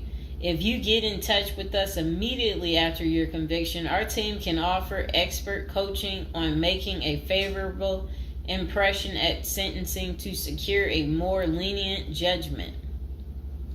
In addition, we coach our clients on how to live a meaningful life during confinement by cultivating their abilities, keeping them out of trouble, and developing an excellent record. These are essential factors that can enhance your overall life in prison and improve your chances of serving a shorter sentence. Okay, Now let's get to the part talking about going to prison, steps to successfully prepare for prison. At the Zuski's Consulting Group, they walk through the various steps you need to take adequately to prepare for a smoother transition in your life in prison. Generally, criminal conviction comes with potentially life-changing consequences, and the period before incarceration is the hardest for most people and their families. We understand you may be stressed and anxious about what lies ahead. For this reason, we are committed to providing you with essential coaching that you can implement immediately to get you ready for custody. Let us take a look at some of these preparing for incarceration tips. Learn about federal prison. Depending on the nature of your offense, the court might order you to self-surrender, or you may go into the custody of the U.S. Marshal Service. Whichever way, you need to arm yourself with knowledge on what to expect in the federal prison you report to. This means reading quality prison preparation books and speaking with a knowledgeable advisor who has ideally done substantial prison time in the system where you will be incarcerated and at the same security level. So if you know someone who has served as much time for you as the same charge that you have, that's the mentor you should be talking to and linking up with to learn more about what prison life might be like. Okay, so it says the Federal Prison Handbook, the definitive guide to surviving the Federal Bureau of Prison, is the best book for this. We tell it like it is and do not offer false promises to scare you into opening up your checkbooks. Take this step seriously. You must build an informational foundation to make good decisions in prison. Federal prison facilities. There are over 100 federal prisons across the nation, and they operate at 5 different security levels: minimum, low, medium, high, and administrative. The security levels are determined by features such as security barriers, presence of external patrols, detection devices, guard towers, type of inmate housing, cell or dormitory, staff to inmate ratio, internal security measures. Below is a rundown of the features of each of the security levels. Okay, so it says minimum security prisons, federal prison camps, dormitory housing, low staff to inmate ratio, limited or no perimeter fencing, work and program oriented, prisoners with less than 10 years remaining plus minimum violence history. Okay, so that was for minimum security prisons, which is federal prison camps. Okay, so low security prisons mostly is dormitory or cubicle housing, higher staff to inmate ratio compared to minimum security prisons, double fenced perimeter, strong work and program offerings. Prisoners with less than 20 years is what low security consists of. Medium security prisons, mostly cell type housing, higher staff to inmate ratio compared to low security facilities, strengthened perimeters, wide variety of work programs, greater internal controls, all types of prisoners but with less than 30 years remaining on their sentencing. So the minimum is for, again, people who didn't commit the worst of the worst. And then low security, same thing, less than 20 years. Well, they're not the same thing, but And then medium means like you're going to be there a while, but you'll be there less than 30 years. Okay. High security. Oh, okay. Is United States Penitentiary, USPS, single and multiple occupant cell housing. Highest staff to inmate ratio, highly secure perimeters, close control of inmate movement, all types of prisoners, but sex offenders and informants are highly likely to be victimized. Administrative security prisons. Administrative security federal prisons have special missions. For example, pretrial offender detention, treatment of seriously or chronically ill offenders, confinement of escape-prone, violent, or extremely dangerous inmates. So that's administrative security prisons. So, all right. Okay, so administrative facilities include federal medical centers, federal detention centers, the federal transfer centers, and others. Please see our Administrative Security Federal Prisons page for more information about these institutions. Operations and privileges such as leisure time vary widely at each security level. At the Zuski Consulting Group, we can help you understand the implications of being held in any prison, regardless of the security level. But generally, through the Federal Bureau of Prisons, BOP, ultimately decides where to confine you. Your attorney may request your designation to a facility that best fits your needs. Okay, just a moment.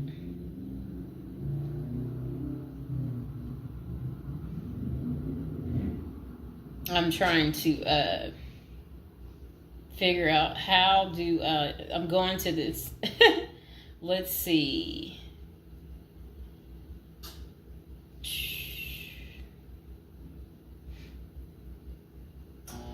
Know why I keep getting these numbers calling.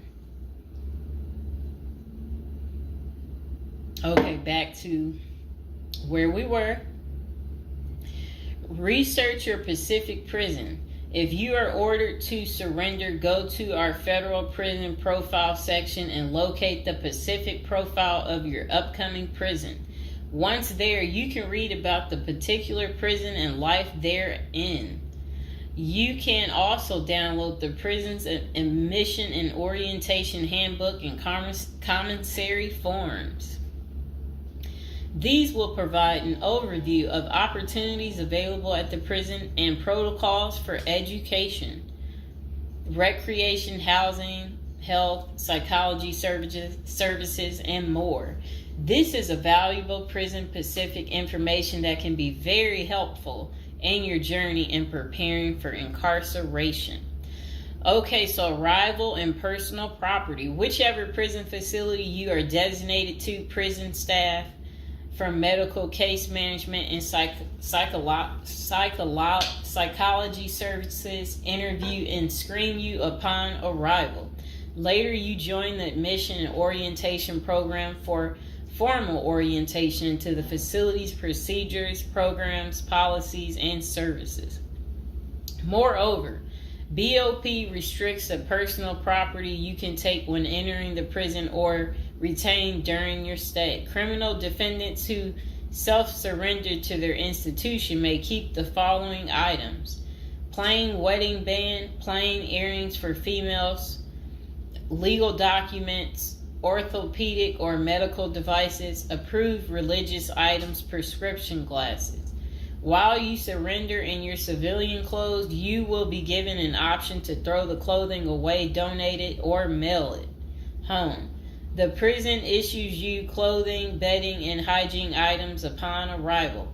In addition, you may purchase items such as shoes, recreational clothing, food items, personal care items, and others from the prison's commissary. Sounds like the military. Once you are in custody, there are Pacific guidelines regulating possession of any of these items.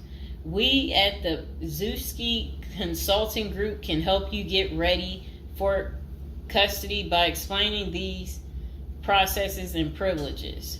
Money in prison. You can have money in federal prison, but the funds remain in your inmate trust fund account. These funds may be used for commissary purchases, telephone, email, and other authorized activities. Appoint someone you trust to act as a business or financial manager. Your spouse or attorney or close friend, you may want to give this person power of attorney and arrange for the bank to allow them to make withdrawals from your account. Arrange to have them send money monthly or quarterly if you can afford it. Ask for between $400 and $700 a month. This will allow you to spend $360 at the commissary each month. Use a maximum of 300 minutes of phone calls each month. Purchase MP3 player songs and use the BOP's inmate email system. This investment will make your prison time go by faster. It's worth the expenses if you and your family can afford it. So again, ask your family to send you about $400 to $700 a month, because the commissary, they allow you to spend $360 a month, and then they're just saying that use a maximum of 300 minutes, of phone calls each month, and then you should be able to use the inmate email system too. In addition, your family and friends can send you money through MoneyGram, Western Union, United States Postal Service. Please see our page on sending money to federal inmates to learn more. Note that your account number must be affixed to all such transactions. Funds sent through MoneyGram and Western Union are processed every day of the week, including holidays. Communication in prison. Communication with family and friends is essential during your time in prison. In addition to fostering your emotional well-being, maintaining ties increases the possibility of successful re-entry into the community. The Bureau of Prisons provides the following communication avenues for prisoners and their families and friends. Inmates and receiving parties have the option to pay for phone calls. The scaled-down email service allows federal inmates to email with approved contacts, but the inmate must pay for any time spent drafting or reading emails. Inmates may send and receive mail through the U.S. Postal Service. Prisoners may receive subscriptions directly from the publisher without prior approval, newspapers, magazines, and journals. Okay. Get in good physical shape. Exercise has immense health benefits, both physical and mental. It is normal to get depressed as you contemplate preparing for incarceration. However, exercise can help keep stress levels down and allow you to focus on what matters most, creating a positive transition to better your experience in prison. You will have plenty of time in prison to develop good fitness. However, starting now is beneficial as you equally need your energy levels at peak as you rush against time to get your affairs in order. Moreover, if you end up confined, especially in a higher security facility, looking physically fit may play to your advantage, though you should purpose to stay out of all conflicts at all costs. There probably isn't any pressuring need to learn how to fight if you are housed at a camp, minimum security, or low security federal prisons. But if you're headed to a higher security level, you may want to hire a personal trainer to become as fit as possible, even if that just means looking tough. So if you're at a higher security level, you might encounter more threats. That's what they want you to know. While we don't advocate employing violence, conflict avoidance is almost always the best answer in prison. It's not the worst idea to consider taking self-defense classes to learn how to protect yourself. This is essential piece of how to prepare for prison. Violence in prison is genuine concern, and people do get hurt. A fight is never a good idea, but you need to prepare in the event of everything going wrong and escalating into conflict. Get your affairs in order. Going to prison is the last thought on anyone's mind. Even when your case goes to trial, you always hope there's a chance of fighting the allegations and winning the case or earning a lenient sentence. That does not involve imprisonment. It is understandable if you are still in denial and hoping the case might turn out favorably. However, denial only works against you, as it may hinder you from taking advantage of the short time you have to get your affairs in order. Before losing your freedom, even if there is a slight chance of getting a lenient sentence, preparing for prison is essential if things don't go as expected. Some of the matters you need to take care of include preparing your family for incarceration. Your family will be devastated by the idea of you being locked up and the potential dangers it might subject you to. It may take a while before they come to terms with the likelihood of living without you. However, you need to sit down with them and discuss life without you. If you are the primary provider, you may need to organize how bills will be paid in your absence. This may even mean working at downsizing the family's lifestyle if there are not enough funds to maintain the same lifestyle. If you live alone, you need to make arrangements for your property so that debts do not accrue in your absence. If you have young children, they may not understand the long-term implications of your absence at the moment, but it will soon affect them, so you need to plan the best way to help them cope. Consulting a psychologist is vital, as they can suggest ways to help both you and your family cope in the short and long term. Lastly, it would be best to inform your family that they can reach you either through email or written correspondence. They should also expect you to call them regularly or through video visits whenever possible. While preparing for incarceration is critical, maintaining family contact while you are away is equally as important. Okay, next is about appointing a power of attorney. Generally, a power of attorney grants another person the ability to control your affairs in your absence. This could be your spouse, parent, child, sibling, or trusted friend. If you appoint someone other than your spouse, you could grant the power to two people who should consult each other before making any decisions about your affairs.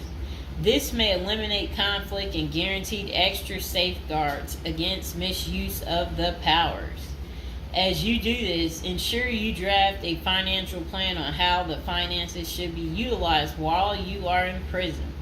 You may also want to create a rough budget of your financial needs in prison and coordinate how the money will be channeled to your commissary account. Designating your point of contact. Before surrendering to prison, ensure you identify a primary point of contact. This could be a family member or a close friend. We can work with this primary point of contact as questions or issues arise. Additionally, this person will be able to better advise your family and friends of your status, location, and information. Please note that prison staff seldomly release information to family members. For example, if your family calls your unit team seeking information about your status or healthcare matters, they will not release information. With this being said, we have our clients sign a release information authorization, thereby enabling prison staff to disclose information to our team members. Next is resolving your medical and dental issues. Medical and dental services are available in federal prisons. However, they may not match the standards of your current providers. Care is often substandard, slow, and usually not forthcoming. This is a crucial element in preparing for prison. You will do yourself a big favor by dealing with this now and not waiting until you are in prison. If you have pre-existing medical and dental issues, get an evaluation from your doctor before surrendering.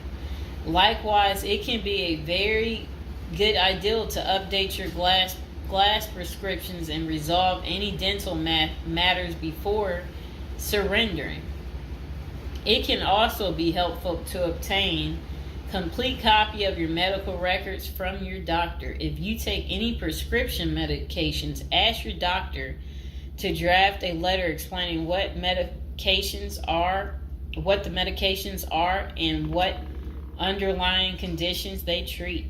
While you can submit these documents to your prison's health service upon arrival, our team can also use these in cases of prison staff not adequately treating medical conditions. In these cases, it is critical that we have underlying documentation, as this helps us motivate prison healthcare staff. Creating a list of contact information. Before going to prison, prepare a list with contact numbers, mailing addresses, email addresses for all the people you may need to contact during your confinement. This way, you will not get stranded whenever you want to contact a particular person. Additionally, try to fit this contact list on one double-sided page. Many receiving and discharge officers will allow self-surrendering inmates to retain this page. If not, we also recommend our clients provide us with a copy of their contact list. We overnight this contact list to our clients on the day of their arrival. Authoritative information about going to prison. In the past, people used to go to prison utterly oblivious of what lays ahead and would endure untold hardships before they adjusted to their new life. This is not the case today. There are dozens of books, guides, and other programs that help defendants prepare for their life behind bars. While we cannot attest to other firms, books, or products, our team regularly assists clients preparing for prison. Here are a few of our book offerings: Prison Education Guide, Federal Prison Handbook, Directory of Federal Prisons. While waiting for your sentencing or self-surrender date, ensure you gather as much information as possible to enlighten yourself. Most prison preparation resources are written or produced by ex-convicts who have served long sentences in federal prisons, or experts who have worked closely with the inmates and are familiar with the criminal justice system. Researching widely and reading available credit resources can be an eye-opener, enabling you to adjust to your new life quicker.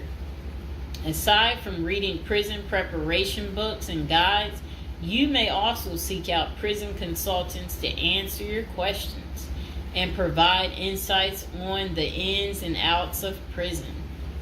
For instance, at Zeus Consulting Group, we help criminal defendants develop strategies to prepare for prison and successfully reintegrate into society. Our objective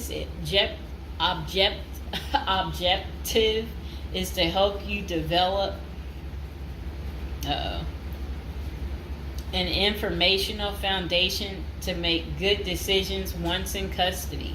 Life in federal prison.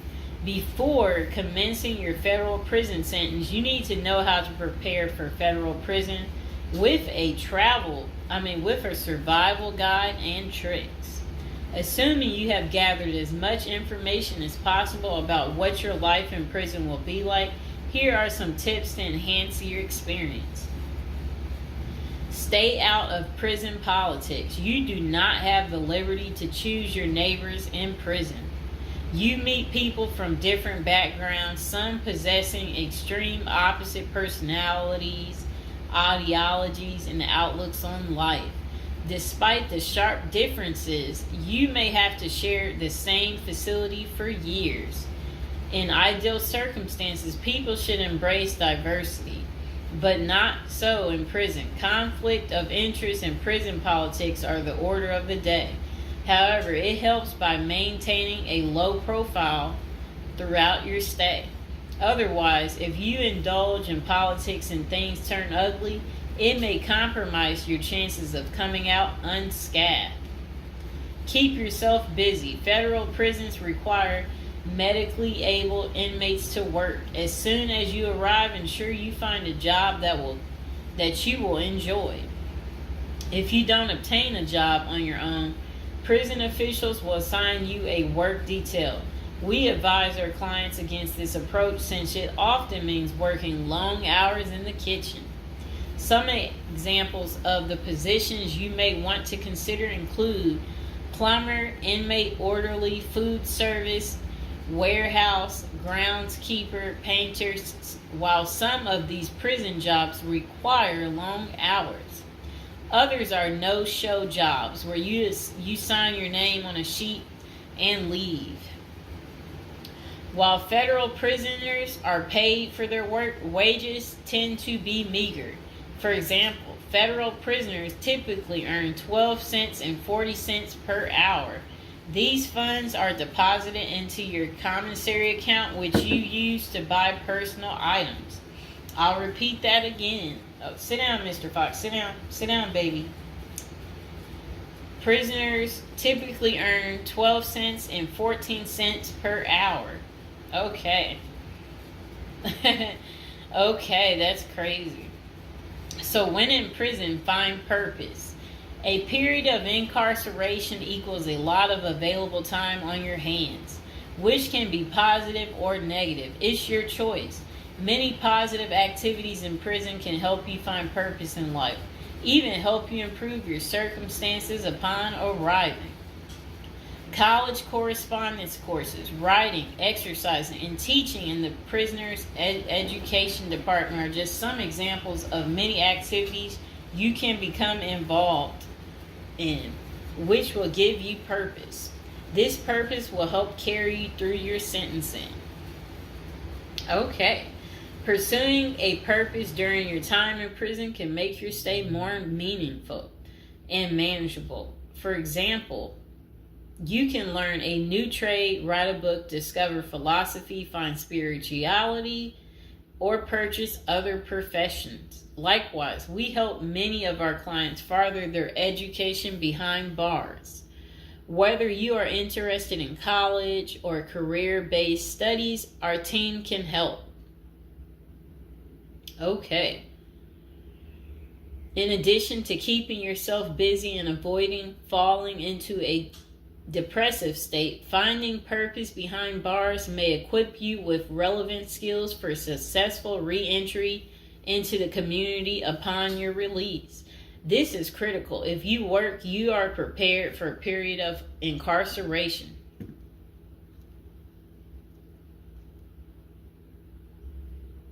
So, yes, that's very critical. Thinking through potential activities is a critical step in figuring out how to prepare yourself for jail. How you find purpose is up to you. One of our clients, a doctor before his incarceration, spent his time helping those who need physical therapy. Find something that works for you. It is a good idea to put a plan in place so you can focus on the day of release from the time you enter. Avoid discussing your charges. When first entering prison, many inmates receive the prison 411. Other inmates want to know who you are, your criminal charges, your sentencing, and other relevant information. Whether someone tries to bully this information out of you or a friend in prison asks, do not fall into the temptation to disclose your case details. Many things can go wrong if you do so. For instance, a fellow prisoner could make a deal to serve less time in exchange for the information, especially if the details are incriminating.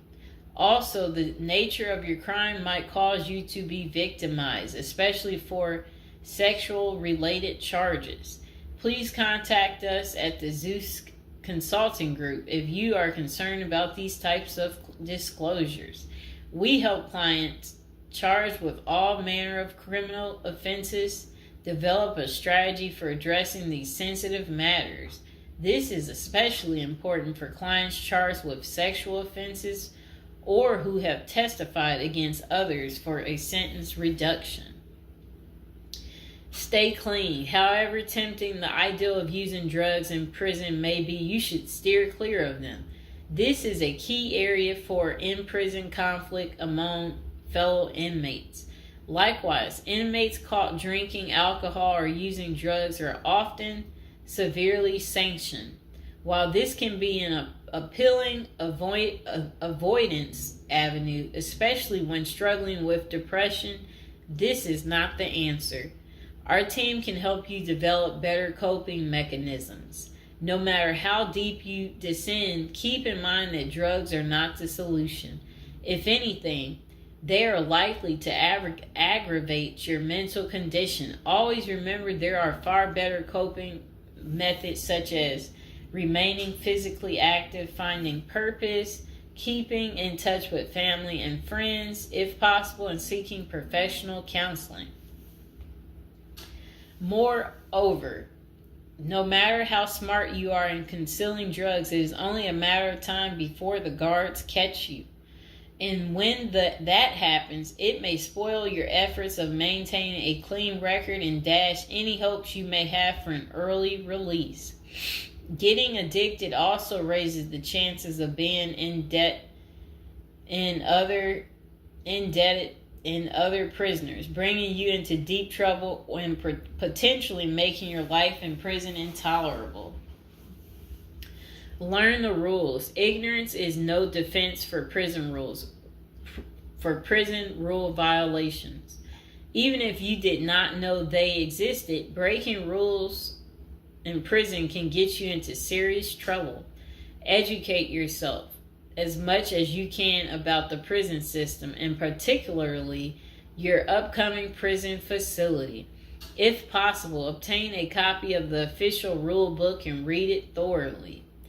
And note, the team at the Zeus Consulting Group regularly defends clients in prison disciplinary hearings. Our team can research the underlying incident, draft a statement for you to issue to the disciplinary, and manage all internal appeals challenging a conviction.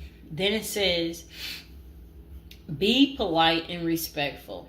Prison staff is often overworked and inmates tend to be depressed or otherwise dealing with personal issues. Since serving time in prison is often unpleasant, practicing active conflict resolution techniques is important. Tempers are likely to flare quickly, and you do not want to step on anyone's toes. As a general rule, being polite and respectful is the best way to survive in prison, while reducing headaches and other interpersonal conflicts. Even when a staff member is unreasonably demanding, avoid engaging in actions that might make them feel challenged. Being polite and respectful can go a long way to making your time more manageable. Next thing is to have the right attitude. The moment you enter prison, your life takes a turn. You might lose friends, family outside of prison. Even those you did not expect to abandon you may just do that.